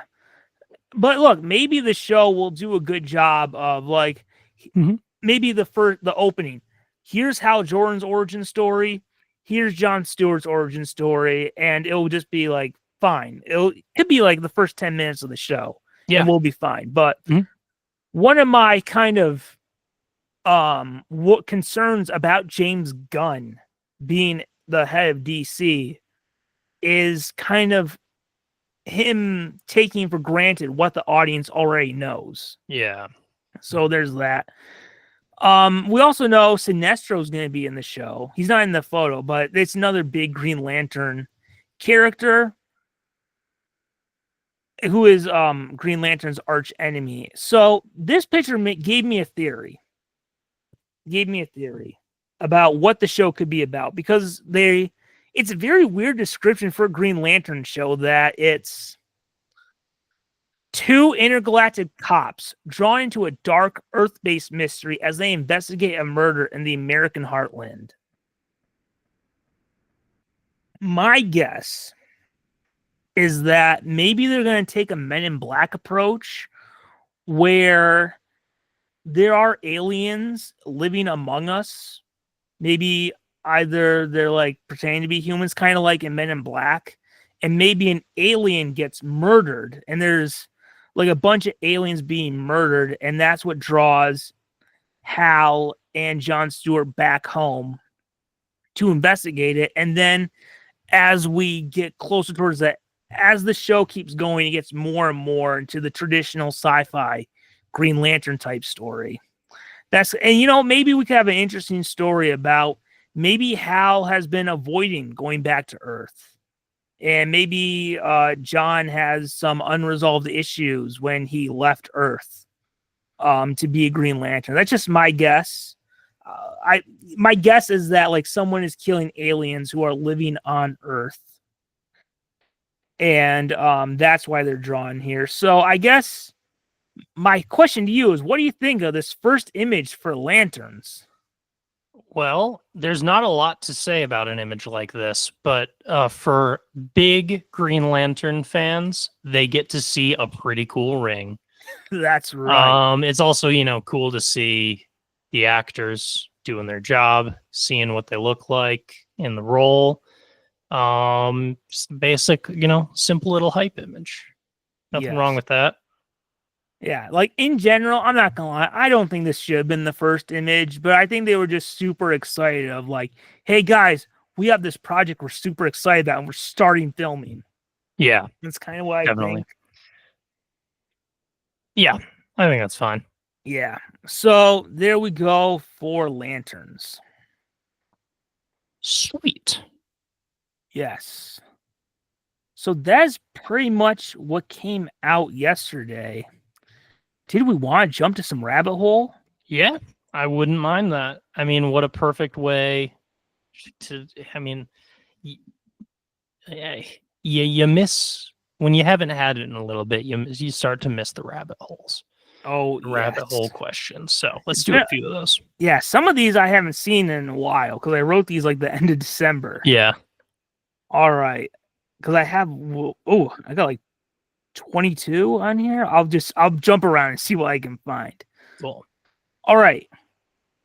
Is there like a movie or something you remember regularly renting from a Blockbuster type store? Oh, interesting. Like when you think of like Blockbuster, Family Video, what was the other one? Hollywood Video? Is there something you specifically remember? Like, man, I used to rent that. At a really young age, I definitely remember renting lots of Land Before Time stuff. Like I would go in there and I would find the dinosaurs and I'd rent those a lot. I think there was one of them, like maybe 4. It's all such a faint memory now. But it's all a distant fading memory, but I think it was like the 4th one or something. I would wanted like every single, because at like Family Video, like the kids movies were free or something, right? Yeah, I would want it every single time that we went there. And they had a bunch of those sequels too. Oh like, man, they just there kept were going on so and on. many. It was in it like so many of those. Yeah. I rewatched the first one. I think I must have not watched the first Land Before Time as much as I thought. Because I think that one was a little before my time because it was like in the 80s or something. Yeah. Because what I rewatched it a few years ago and I was like, this is the most depressing children's cartoon.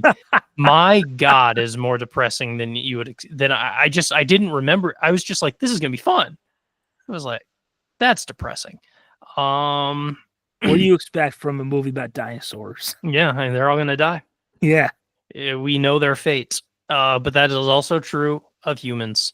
I'm trying to that's true. remember anything else that I mean, I think Iron Giant, I would I would get that quite a lot. I mean, another really sad kids movie, but I loved that movie so much. Um I'm trying to also think because I would rent video games a lot. I didn't really own that many video games. My parents had spent the money on the console, and then we're like, we're not buying you a $60 video game. So there are a lot of games that I remember from my childhood very fondly that I never actually owned, like Donkey Kong 64. I played a lot. I have memories of playing that game a lot throughout my childhood, but I never owned it. Oh wow.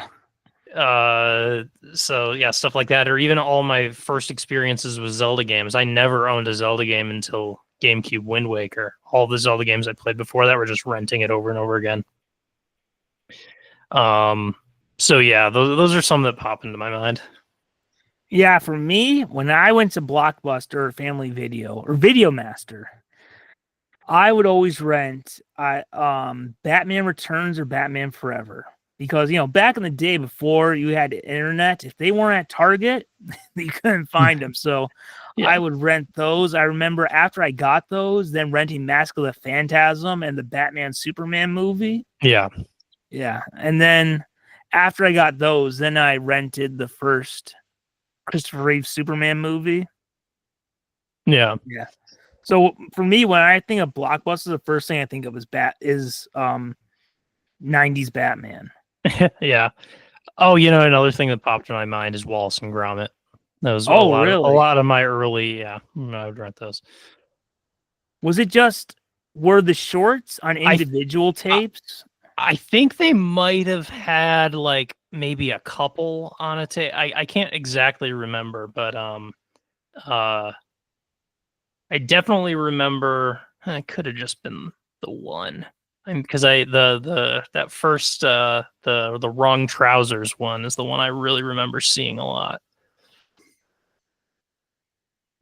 Oh yes. Here's one that I don't know if you have an answer for, but I'll just throw it out there anyway. Sure. Is there a comic book artist drawing a character that always gets you excited? Like this artist doing this character, just like, oh my god. Right. I don't think I have enough of a breadth of knowledge about that kind of thing to have an answer. I would be doing an injustice, really answering that. I mean, like, because so much of my only superhero comic reading experience was some of those like old Spider-Mans and stuff. There's something about I had comics from the old collections, like the first 10 Spider-Man issues, and then maybe some influence from like my uncles who may have read like 60s comic books and stuff. So there is something where a lot of new superhero comic art has never done it for me. And whenever I see a newer thing that looks like it's trying to be older, or like that's sort of just like warmer, like a lot more contrast, a lot bolder colors. A lot of newer comics seem darker, something kind of shiny about them. I just have never really been into like 2000s plus comic art almost. Oh, really? Yeah, it's yeah, at least with the popular I like really stylized indie comics, and I like something about the very lo-fi nature of like old comics. I like that a lot. The more like matte, like crappy paper that comes with those, and like There's just something about them that felt more human. Like I could, yeah, they're just lo-fi in kind of a more warm and welcoming way that I really appreciate. Although I will say, like, occasionally there will be a new comic style that, like, I think those absolute DC comic arts, like, that's awesome. I really want to read some of those just because of the art. But yeah, that's kind of like, I can't point to a specific artist, but that is like, I have I have almost before my time taste in comic art. Yeah, so in general, I love comic artists of all ages, but I'm gonna go with the opposite of you and say it's ones from the 2000s. Yeah. So one of them is I love whenever Mark Bagley does Spider-Man.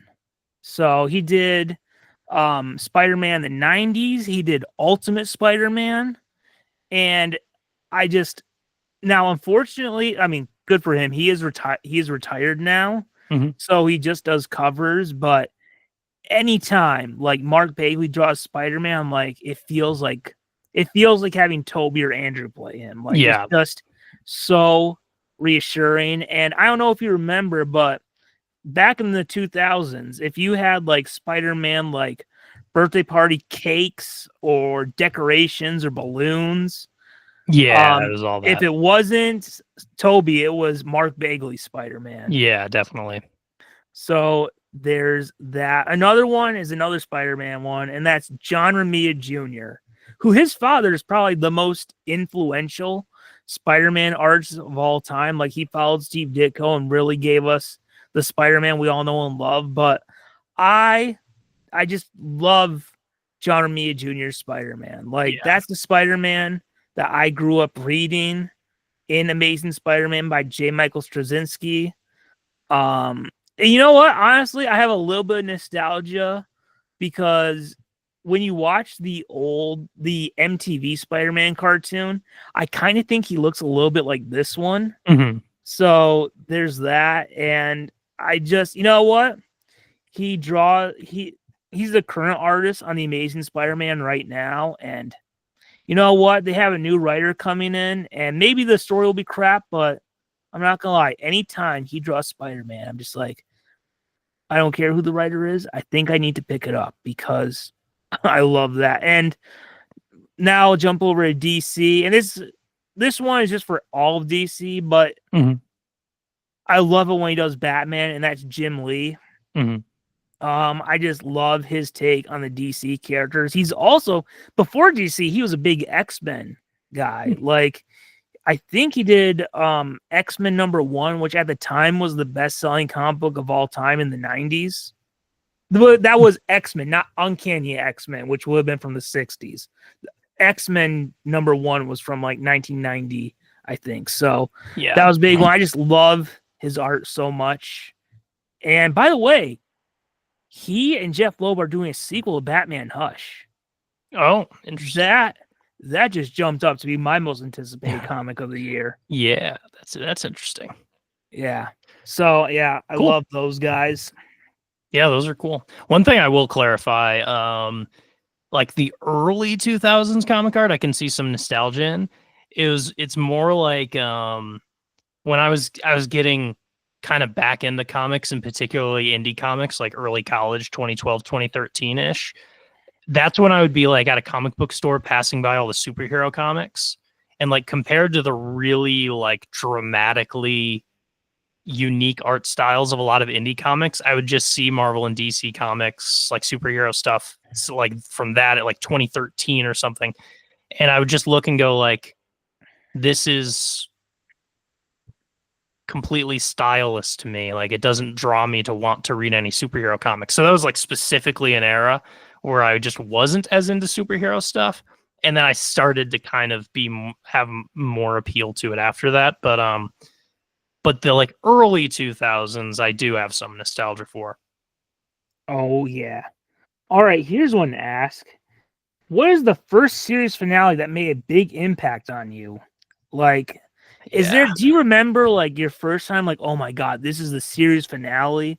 And there may be one that you kind of measure other series finales for, Yeah. other finales too? Yeah, the interesting thing, I think this is just a one very different thing between us, is just that I never in my entire life was invested enough or even had the ability to watch every episode of a show to the extent, like, until streaming existed, really. I never experienced watching a show every single episode from beginning to end and having enough of an emotional investment to experience the finale until The Office. Like, it just never happened. Like, I don't even know that I can think of any series finale that I saw before that. Jenny, I was fully an adult by the time I saw a series finale because I never got invested enough in a show to do so. And then a lot of the shows I started liking after that were still running, and like, then one right after the other. There are tons of series finales that were happening around that era for tons of shows that I liked. And I would go back and watch shows that I liked, even like cartoons that I used to like.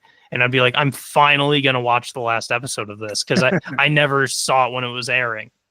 So truly, it is The Office was my first experience of like following a show and having been caught up and anticipating and then watching live the finale. Like, that was the first time that ever happened. And so I do, because they nailed that. I do compare other like sitcom finales to that a little bit, because it is a very strong finale. But yeah, I just truly don't have earlier experiences of that. All right, mine might surprise you Interesting. because it's one I didn't know was a series finale until after it was done. Oh, really? Yes, and it's the one that, like, honestly, I kind of measure the stakes to, like, all the time. Like, oh, it's kind of like this, and Yeah, I don't think you'll be able to guess what it is. probably not. The can't think of it. first one that kind of like made a big impact on me was Power Rangers in Space. Oh, wow. Yeah. Because I remember watching that, not knowing it was the series finale, Mhm. and like there was kind of this feeling like all the villains have teamed up, and then there was kind of like this feeling of like, unlike every other episode, like, oh my god, the villains have won. Yeah. All hope is lost. What are they gonna do? Yeah.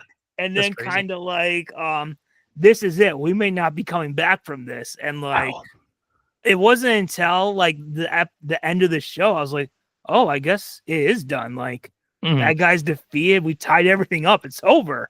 So like, a lot of times, like, I remember the Smallville finale being like, oh, this is like Power Rangers in Space Stakes. The Crisis on Earth. This is Power Rangers in Space Stakes. I'm not gonna lie, 100% honest. I seen the trailers for Avengers Infinity War. I was like, Power Rangers in Space Stakes. Yeah. That's what it is. That really is. Yeah. That is a big impact, especially since you didn't even know it was like a finale. It's just like the stakes were so high that it registered as important in your brain. Yeah. And like, they killed off their leader, the giant blue head. Yeah. He died. All the villains were defeated. It was just like, what? Yeah. Wow. Yeah. All right. Here's one that might be a thinker for you. Okay. Okay. Do you remember the first video game you played on each console? Interesting. So I remember the first video game I ever played ever, which is Sonic the Hedgehog 2. So that would be on the Sega Genesis. First game I ever played. So that's easy. Nintendo 64 is pretty easy too, because I remember when we got it for Christmas and started playing Super Mario 64, which was like the only game out for it at the time, basically. When did the Nintendo 64 come out? Because whenever I hear the name, it sounds like before our time, but I guess it wasn't. It's 96. Okay. Yeah. And who knows? It might have been 97 by the time we got it. But yeah, it was around then. Yeah. And let's see, the next console, probably the next console I got. Well, one thing I do remember, I did for I may have told the story. I had a PlayStation 1 for one day. For one day? I played like Scooby-Doo Cyber Chase on it, and then it broke. Oh no. It was a hand-me-down. It wasn't new. It was like it was Oh, given okay. to me because it was dying. Oh, But that's a cruel yeah, gift. That's yeah. a cruel gift to give someone. Yeah, but it wasn't like it was like a birthday or Christmas. It was a April cousin Fool's just Day gift. no, it was a cousin just going like, here you go, man. And then I got to play it for a few hours, Scooby-Doo Cyber Chase. And then Play taps when you were done. yeah. And then a Nintendo GameCube. That would be probably Luigi's Mansion because it was the launch title. A lot of these are just launch titles. And I forgot about handheld consoles. Game Boy Color. It's actually hard to say what the first one would be. It could be like Pokemon Silver, but I don't.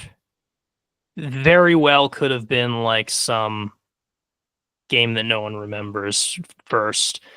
Let's see, PlayStation 2. I actually kind of remember that there's some snowboarding game or something Oh, really? that I remember playing on like Christmas or something. I don't even remember what it was though. Not something that impacted me for super long. I eventually did get an Xbox and I played,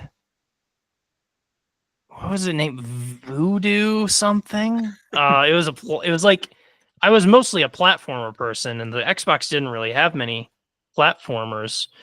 Oh, Voodoo Vince.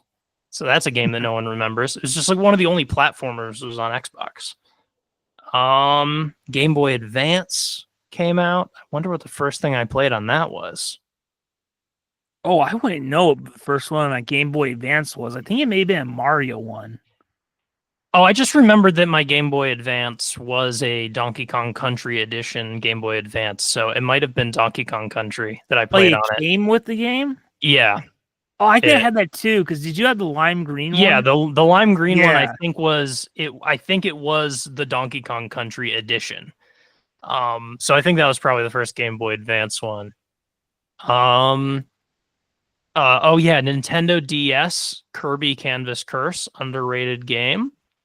Then we got Xbox 360. I might have skipped something. Xbox 360, Elder Scrolls Oblivion, an amazing game. Geez, did I skip any consoles? PlayStation 2. It's like we're going through the history of video games. Yeah.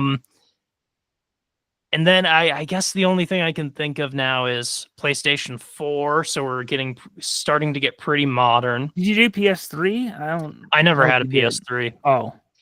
PlayStation 4. When did I? I think I got a PlayStation 4 to play Fallout 4. So it was probably that. And then Nintendo Switch came out in 2017. I got it in 2018.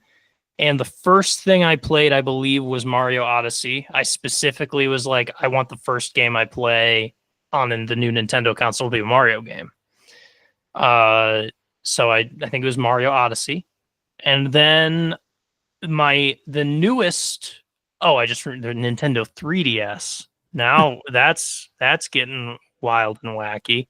It's probably a Pokemon game, like Pokemon Y or something.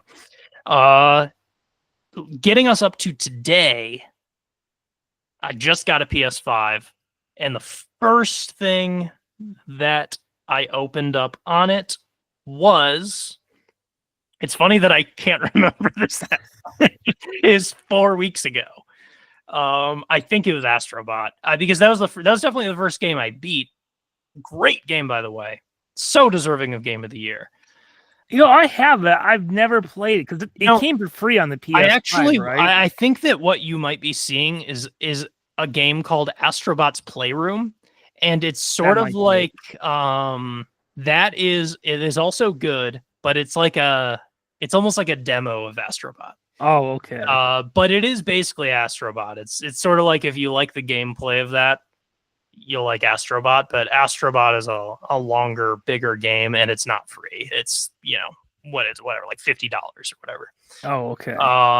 But if it ever goes on sale or there's like a cheap used copy or something, it is very worth it. It is a really cute game. It's a lot of fun, really great, fun to control, feels good to play. All I hear is about how people love it. Yeah. I mean, there are a lot of people who think that the only games that are allowed to win awards are like very like adult serious games. And so there are those people who are upset, but like, yeah, it's a very good game. Oh, yes. I think that's everything. I only have 3. For PS2, my first one was Jak and Daxter. Oh, yeah. PlayStation 3, it was Grand Theft Auto 4. And PS5, it was Spider-Man. Oh, yeah. Yeah. Do you, I guess PlayStation is your latest console, but of, kind of this current generation, what do you think is probably the game you've played the most? Like on, I guess by current generation, what are we like? Would that be maybe between PS5, PS5, Switch, and computer games, maybe? Yeah. So I know that one of the most games played on my Switch is Animal Crossing New Horizons. That obviously everyone was into because it came out right around the time of the beginning of the pandemic. I think that is, I have like 400 hours in it or something. I played it so much that whole year that it's hard to even compete.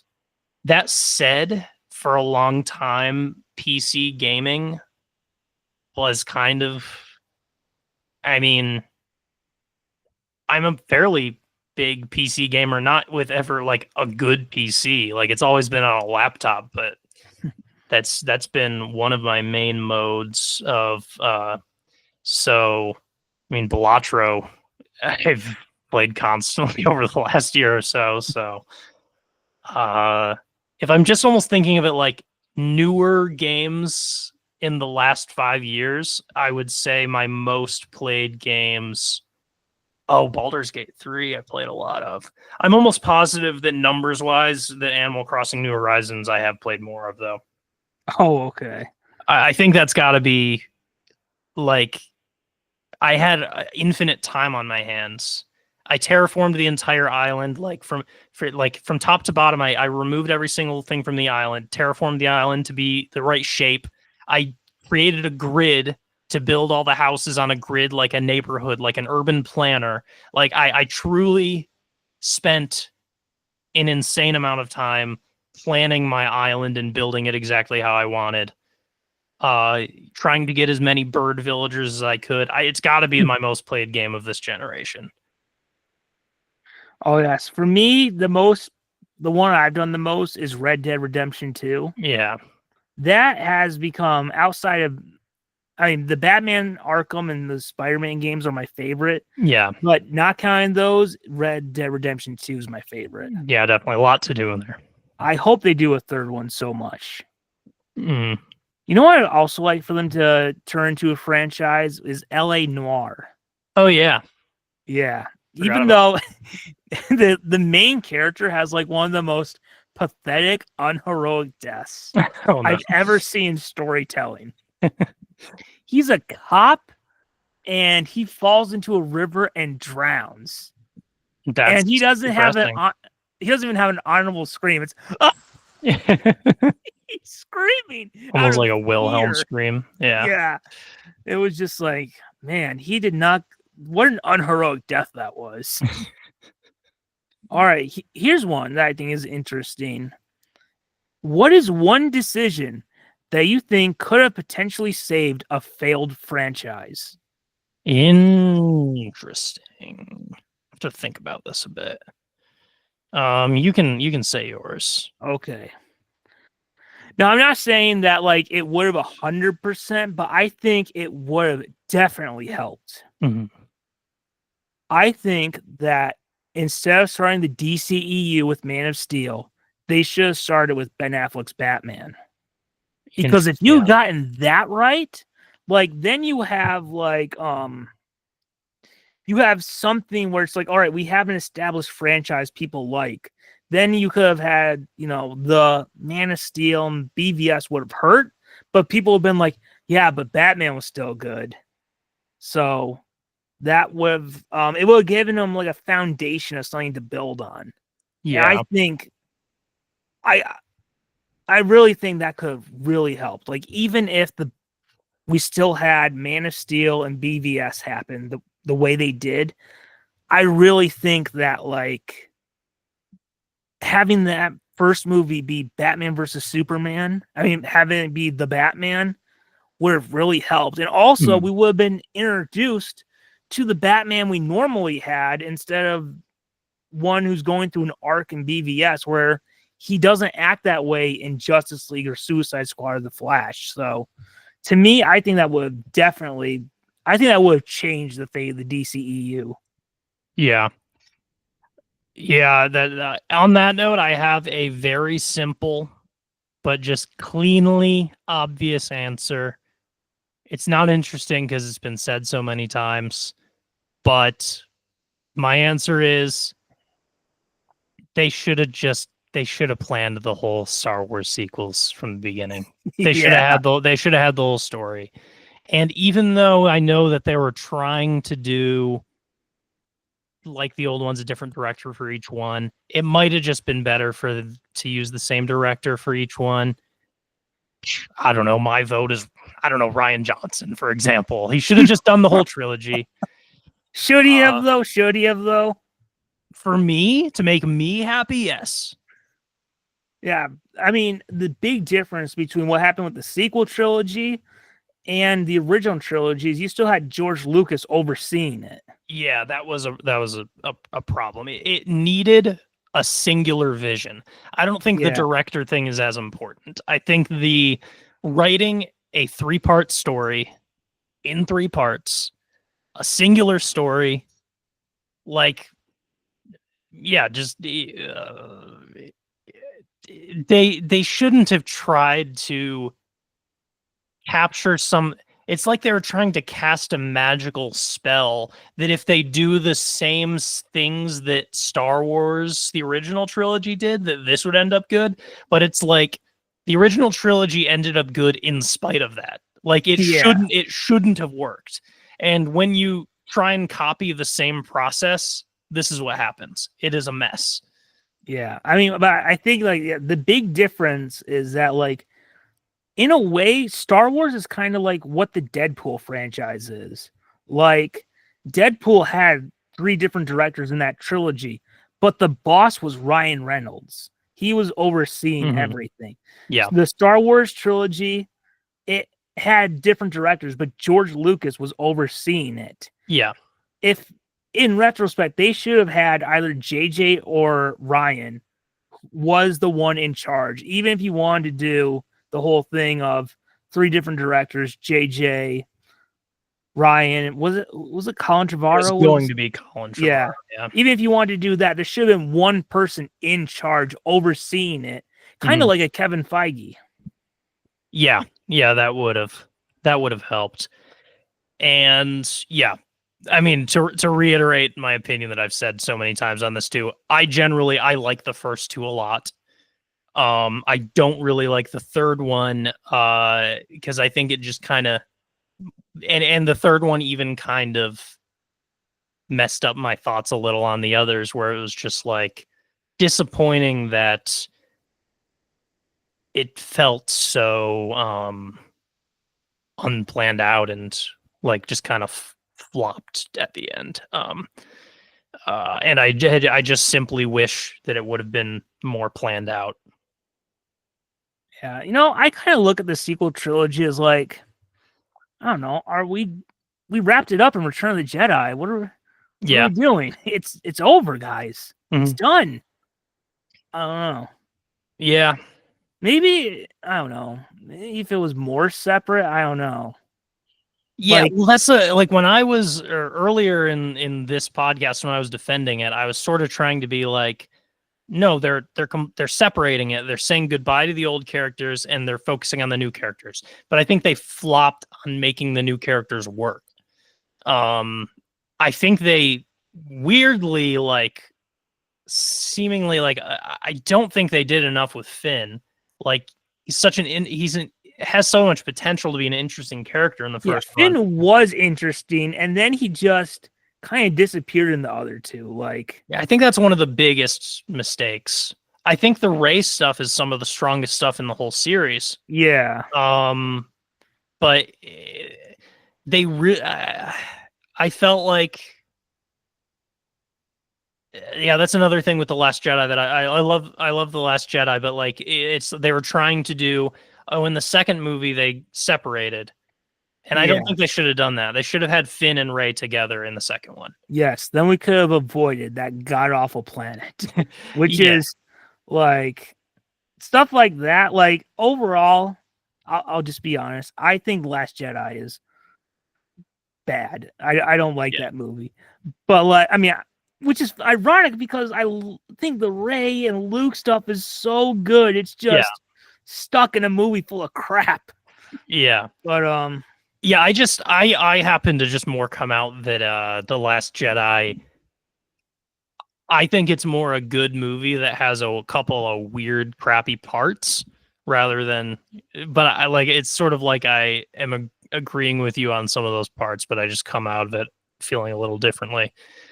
You know how we lost everyone now. That's been this whole like no one would listen to this podcast if they. This is the show of defending the Last Jedi 50%. Yeah, the Luke stuff was awesome. Yeah, and Rey specific. Yeah, the part that everyone hated is the best part. Yeah. All right. Oh, here's one. What's the first movie you remember getting all the merchandise for? Interesting. I'm trying to think. I didn't have that much. The most movie merchandise I can even think of having is Star Wars around when the third prequel was coming out. Like really? The third one. Yeah, by the third one I was more invested and I had like a, plastic lightsaber and I had some I kind of do feel like in terms of like toys that I had lying around as a kid, I feel like it was a lot of Star Wars. As into Lord of the Rings as I was, I actually can't think of a Lord of the Rings thing that I had, like a toy or anything. I can't. I didn't have Sting, the sword. I'm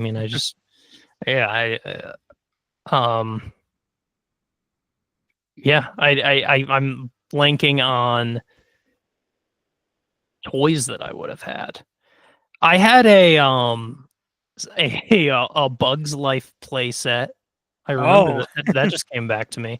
But yeah, in terms like all the stuff the most stuff I had was probably Star Wars.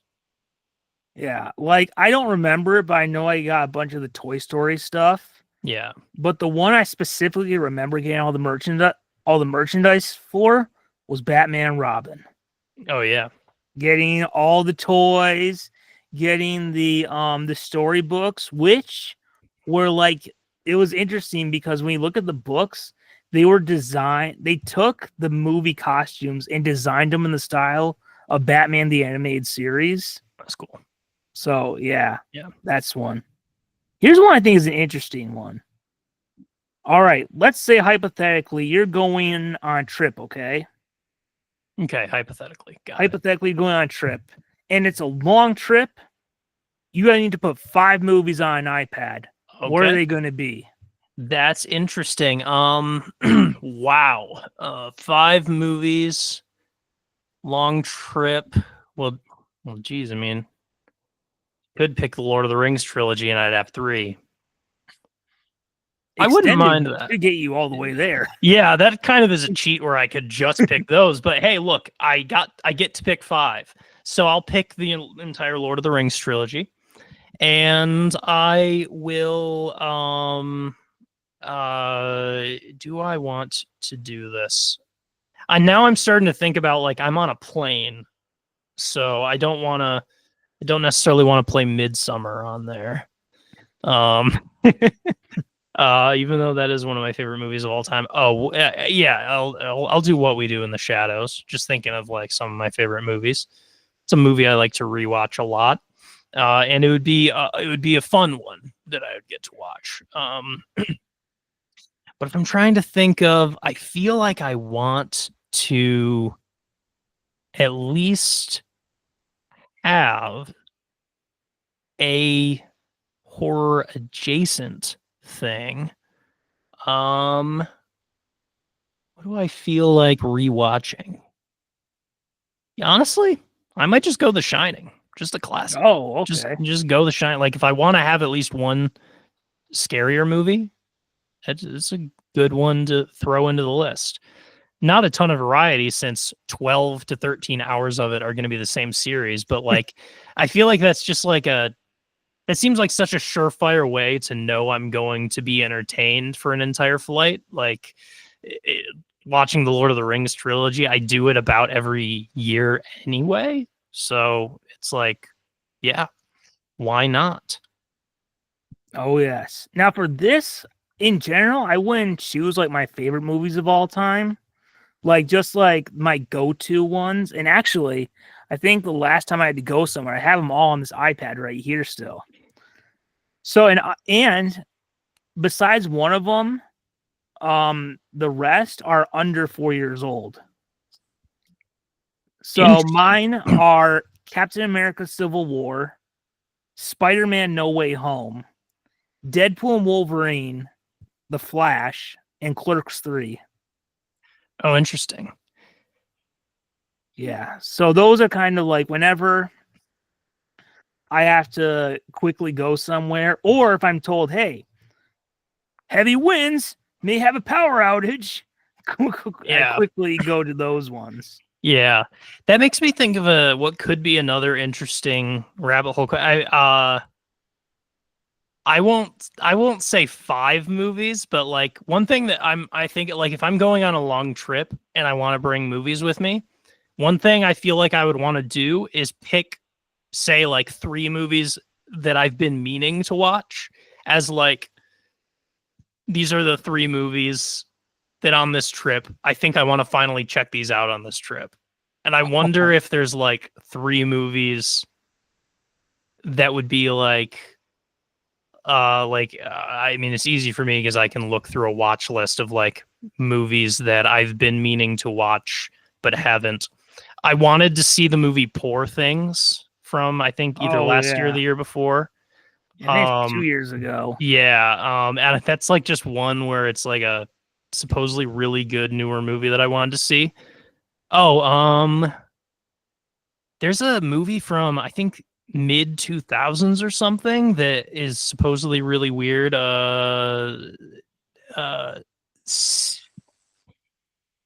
oh man, I don't know how to say it. Synecdoche, New York, which is a Charlie Kaufman film that is like as a fan of David Lynch with really surreal movies, I've heard that that's like a really good um movie for it's sort of like a movie that a lot of people absolutely love that I am like why haven't I seen this? Um and I kind of want to pick a third one. Um um what else do I want to see? Is there anything? You know what? I'll just say I still haven't seen Maxine, the third in the X and Pearl trilogy. I still haven't seen Maxine.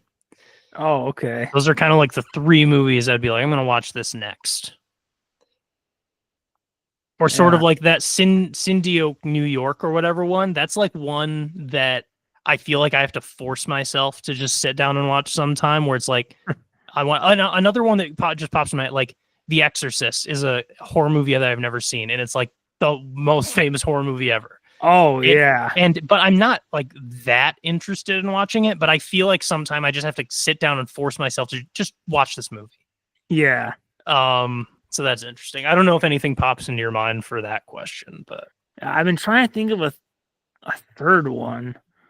One, you know what was on my list to watch for years, and like one spring break in college when it was, because back in the day in college, like college has a different spring break than like other like high school or stuff.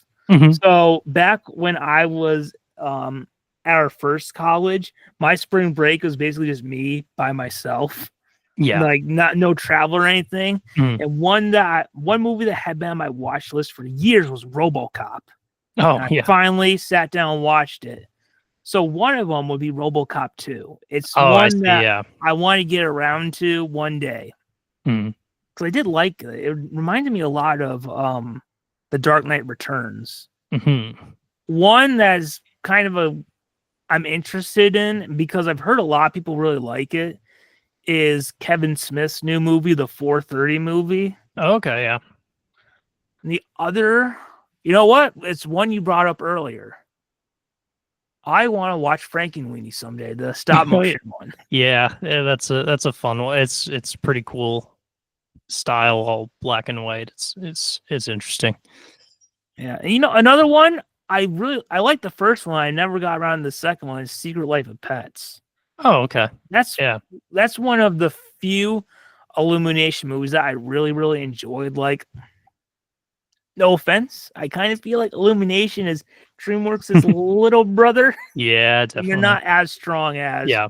DreamWorks. Oh yeah, the Puss in Boots Last Wish would be on there too. I would Oh totally yeah. bring that. I need to watch that. Yeah, but that's interesting. Do No, we want to do just like no, a I'd couple more? really like to find. Oh, what? I'd really would like to try to find like maybe like some PG-13 90s animated movie. A PG-13 animated. Yeah, just some random like adult anime movies from the Oh, okay. 90s. Yeah. Interesting. You know, Yeah. I saw a trailer for. Hmm. There's one. It's called BB's Kids. It's from the guy who created the Proud Family. Oh, interesting. And Yeah. all I know is it's PG-13, and it's from him. I'm like, you know what? I don't know what the reviews are, but maybe it's something to think Yeah. about. You know there another movie that's like always been high on my list to watch. There's a movie called Perfect Blue. I think it's from the 90s, maybe even 80s, but it's like it's an anime movie. So a Japanese animated movie, but it's like a psychological thriller kind of a movie. So it's like a potentially even rated R animated movie. It is like considered a very beloved classic movie. Perfect Blue. That yeah, I've always wanted to watch that. Oh, you know what anime movie I've always wanted to watch? I'm like, one day I will, and just haven't gotten around to it. It's one like so many people have seen. Oh what? The Disney anime Robin Hood. Where's the fox? Oh yeah, that's a very good movie. It's been a long time since I've seen it, but it's very good. Yes. But yeah, how about like I don't know, two more rabbit hole questions? Oh, So make them count. yes. Okay. I had one I was saving for the end. You know, we'll do Okay. this one. You okay. The I think this one will be a fun one. It'll be different from the other one. Cool. Yeah. What's an underrated storyline from a beloved sitcom? Like when you look at The Office, right? Yeah. Everyone loves Dinner Party. Mhm. Everyone remembers like the injury or something. But Yeah. what's a popular sitcom where like people love a bunch of episodes, but there's one that you feel doesn't get talked enough about? Yeah. Hmm. It's gonna be hard to think of.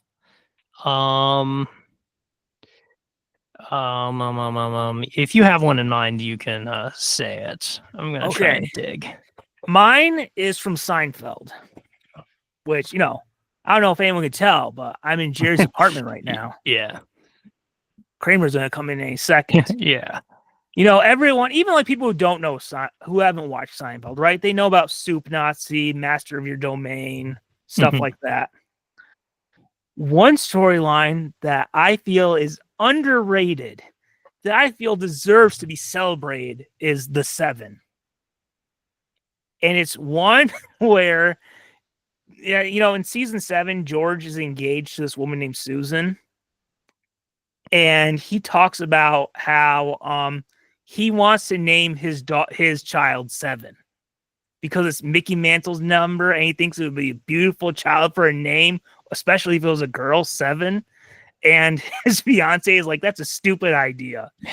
And then she tells her friend about it, and George finds out that the friend is going to name their child 7. So he's going over there to try to convince him, don't do it. And then at the end, they give birth, and he's like, 7, because he realizes he's lost that name forever. Yeah. Oh man. Okay. A bunch of things just all of a sudden came to me. The one that just came to me as I was about to say this other one was having just watched through It's Always Sunny in Philadelphia for the first time. I kind of watched it all without seeing any opinions on stuff. And there were some episodes that I'm not surprised to hear are some people's least favorite episodes of the show. And there are some episodes I'm surprised about because there is an arc in one of the previous seasons where for the last few episodes of that season, they travel to Ireland.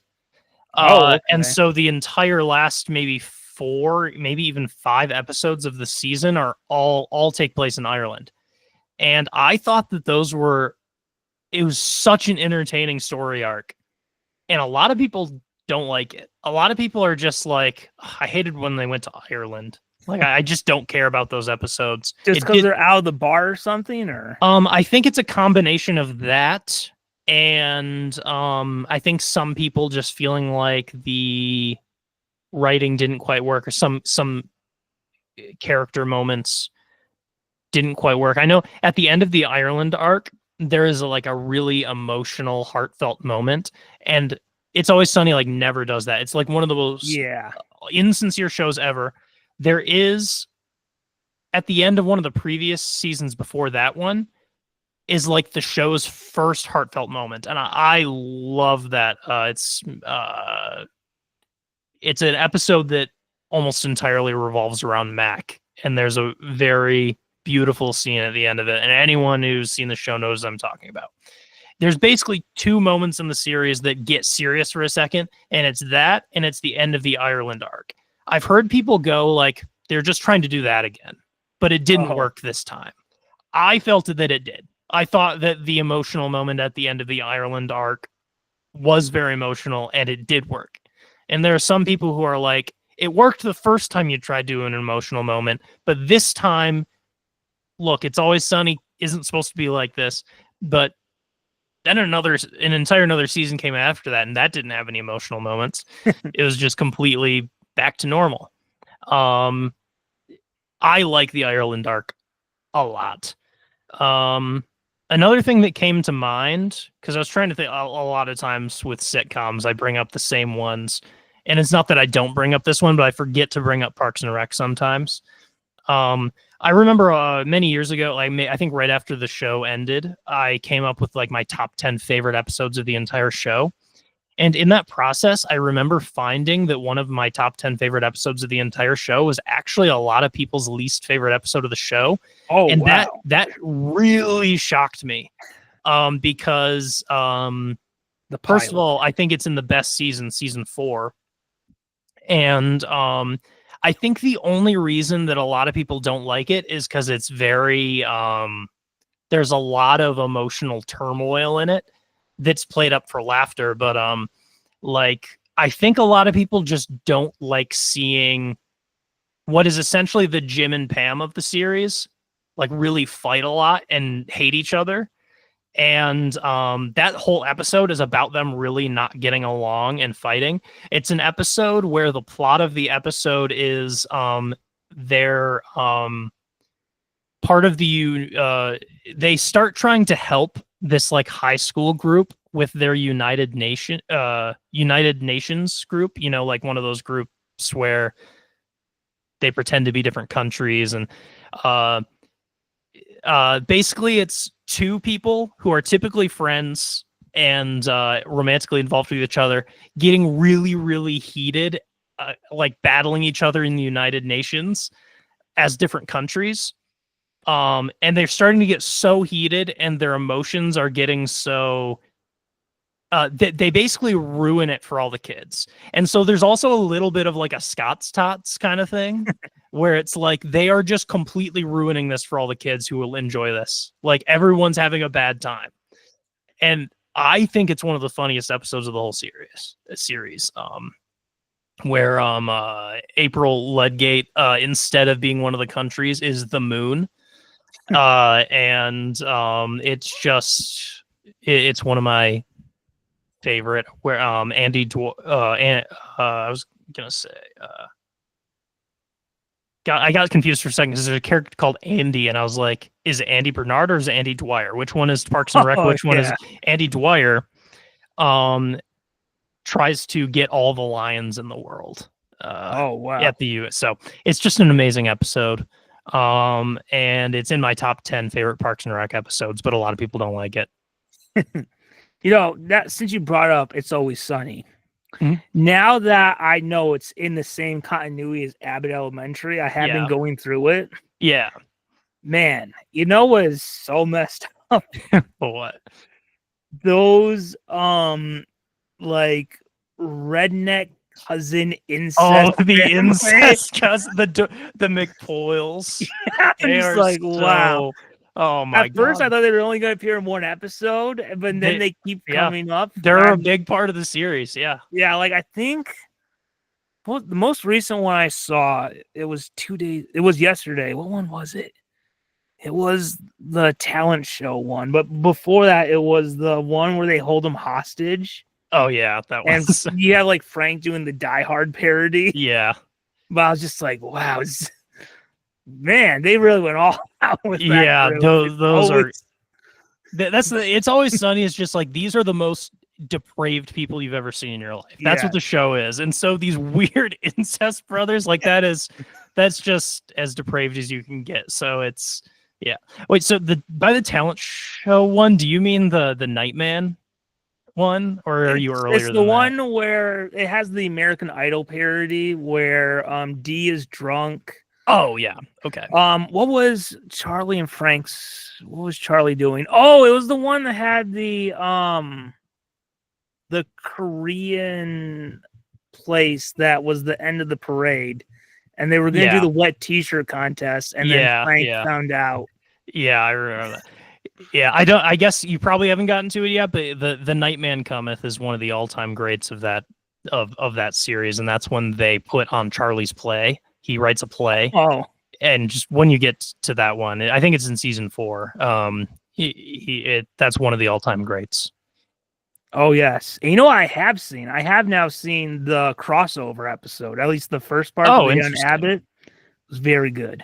Cool. It was very fun to see those characters interact. You know, it is interesting because when you look at it, like, It's Always Sunny is very much kind of like Seinfeld, where there's not heartwarming moments where like Abbott is more like The Office, where it does have that. Yeah. And it was interesting because they do give Charlie a very heartwarming moment. And then now that I've been going through the show, it's like, oh, wow, this has been something that kind of been building to for like 20 years. Yeah. Yeah. I won't say what it is, but yeah. It's also interesting because It's Always Sunny it's never had long seasons. It's all short seasons for this entire almost 20 years basically.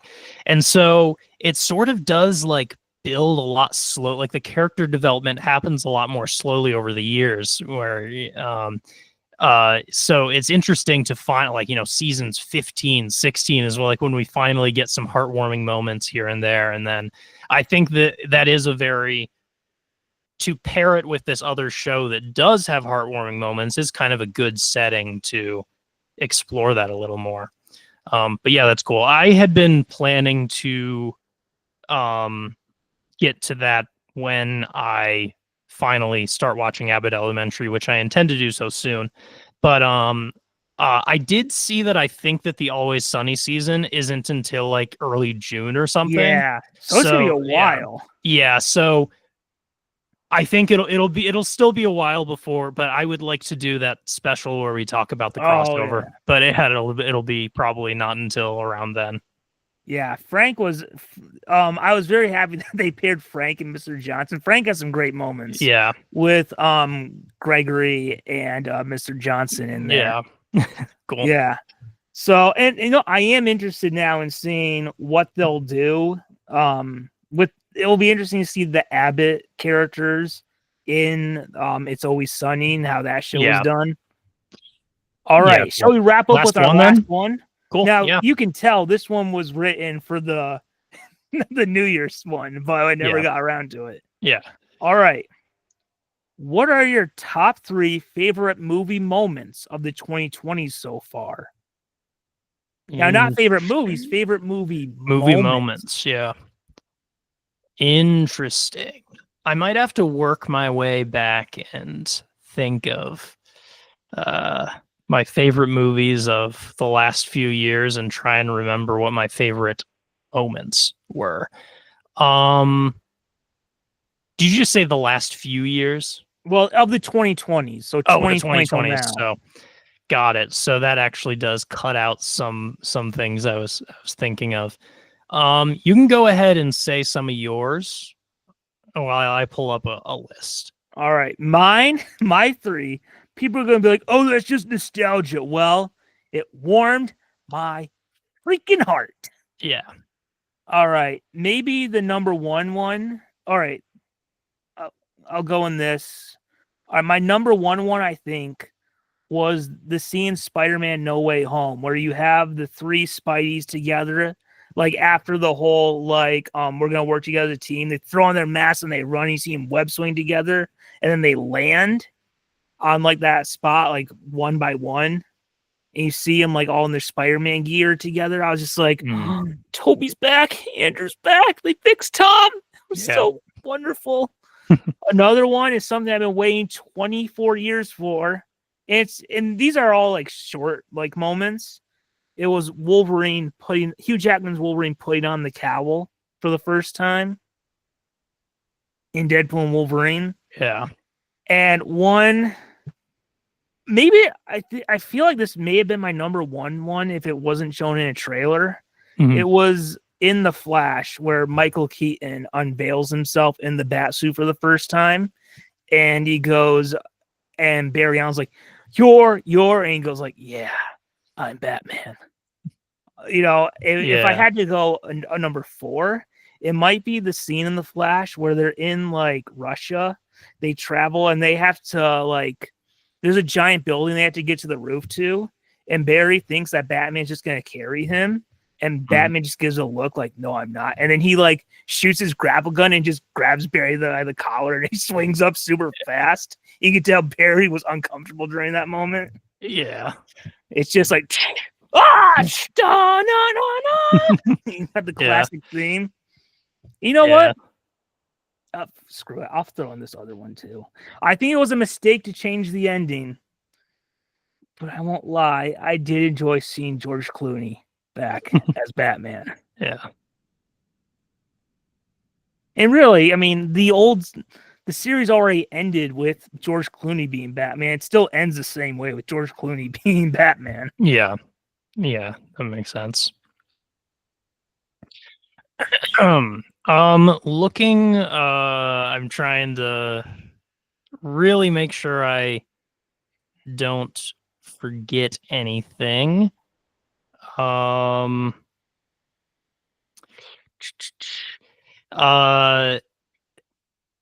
Looking at just kind of my favorite movies that have come out recently and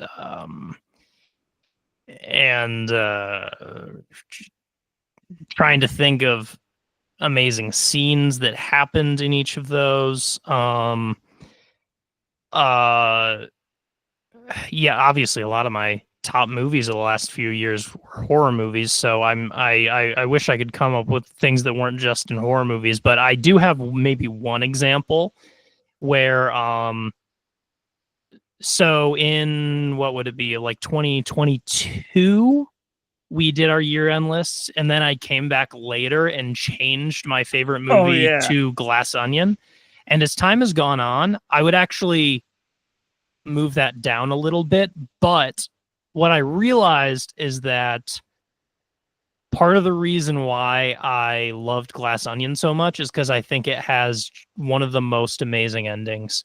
And so the ending of it was like heightening my view of it. And the more I thought of it, I was just like, maybe not my favorite movie of that year, but maybe like number 3 or something. Because yeah, the ending is like it's a mystery movie, so it's important not to do spoilers, but I will say this. They do blow up the Mona Lisa and it bursts into flames. Oh wow. And the whole movie ends in a big burst of flames, and it's just an amazing ending. That said, 2 other movies that came to mind. My favorite movie of last year, I saw The TV Glow. Very slow burn movie that only has a couple of like really truly horrifying moments. Like if someone's going in expecting a horror movie, they might be disappointed to find that it's a little different. Amazing, more heartfelt and also depressing movie. But there is a scene where a character smashes their head through a TV, and that is in a movie where not a whole lot else dramatic happens. I was like, not a jump scare, but sort of like that feeling of like your stomach's just sinking, like, Yeah. oh, like it was just such a dramatic moment that it was like a heart-stopping moment, and I was just, that is a jaw-dropping scene. The ending of that movie too is a jaw-dropping scene. And the other one I have to bring up, I don't want to like get too serious or something, but this is just the Okay. reality in terms of like the most impactful or best scenes in movies. I think I've only cried during a movie twice in my life. Oh, I okay. think one was The Wind Rises, which is a Miyazaki movie that is just, it's just so depressing. Like it's one of the most depressing movies I've ever seen in my entire life. It's just like and it's an incredible movie, but it's a man's wife slowly dying of cancer the entire. Like I mean, it's just it's. Wow. And so at the end, he's like, it was just like I was so emotionally exhausted. It was like the first time I ever cried during a movie. That movie probably came out in 20, I don't know, 11. I don't even know. So, but I just bring that up to say that the other time was like last year, maybe no, 2023, because this movie came out in 2023, and I listed it as my second favorite movie of 2023, Beau's Afraid. And I mean, I have to point it out Isn't that because the one that kind of divided people? yes, it's very divorced from narrative and bizarre and surreal. It's a surrealist picture, basically. It's very odd. I loved it, and I love it more and more as time goes on. Directed by Ari Aster, director of my favorite movie, Midsummer. But the thing in Beau is Afraid, and the thing that makes it so interesting that it's the only one of 2 times I've cried during a movie is that it's in the first 10 minutes. Oh wow. Like that's kind of insane to impact someone that quickly. Usually you would have to care about the characters longer or something, Yeah. but there was something about the way that they portrayed extreme anxiety and phobias and stuff that felt so like mind-numbingly real and even specific to my experience that it was just kind of like overwhelming. Like it's a scene where Beau is prescribed a new medicine by his psychiatrist. He goes home and he just throws a pill in his mouth and swallows it. He looks at the packaging, and the packaging says must take with water. And he starts Oh. panicking. And he starts Googling, like, what happens if I don't take this with water? One thing comes up that says someone died when they took this, and he starts panicking, and he starts running across the street to get some water. And it's like him for a few minutes desperately trying to get water, but everything's going wrong and he can't get water and he's panicking. And in addition to just being really hectic moment, like it's just like a really good betrayal of anxiety and feeling like a nightmare. Because I have some kind of recurring nightmares where I'm like trying to do something, but I keep trying and it doesn't work. I keep trying and it doesn't work. And it felt so exact to my experience that it was like overwhelming. So it was just like the second time I ever cried during a movie. In the first 10 minutes, too. They didn't save that for the end. Yeah, no, that's like how they introduce like this character is very anxious. It's like the first thing that happens in the movie. When it happened, were you like, God, is this what the whole movie's gonna be like? I'm gonna run out of tissues. And guess what? It was. I didn't cry again, but it was like that amount of hecticness and like portraying anxiety throughout the entire thing. Oh, yes. So yeah, those are some of the best scenes. Oh, yes. Well, guys, there we go. We finally, for the first time in 2025, got classic comment section again. That's right. Never going to have that unwanted answers unless we use Internet Archive. Yeah. But who knows? Yep. Maybe one day we will try to find some old Yahoo answers. Mhm. But until then, guys, look at how far we traveled. We did. talked about Shrek, Green Lantern, Spider-Man, even talking about It's Always Sunny and Yep. Bo Was Afraid and Abbott Elementary. So much good stuff and so much exciting stuff coming at us in the next little bit. I think the next big release is Daredevil Born Again. Yeah. Which apparently first reactions are very positive. So that's good.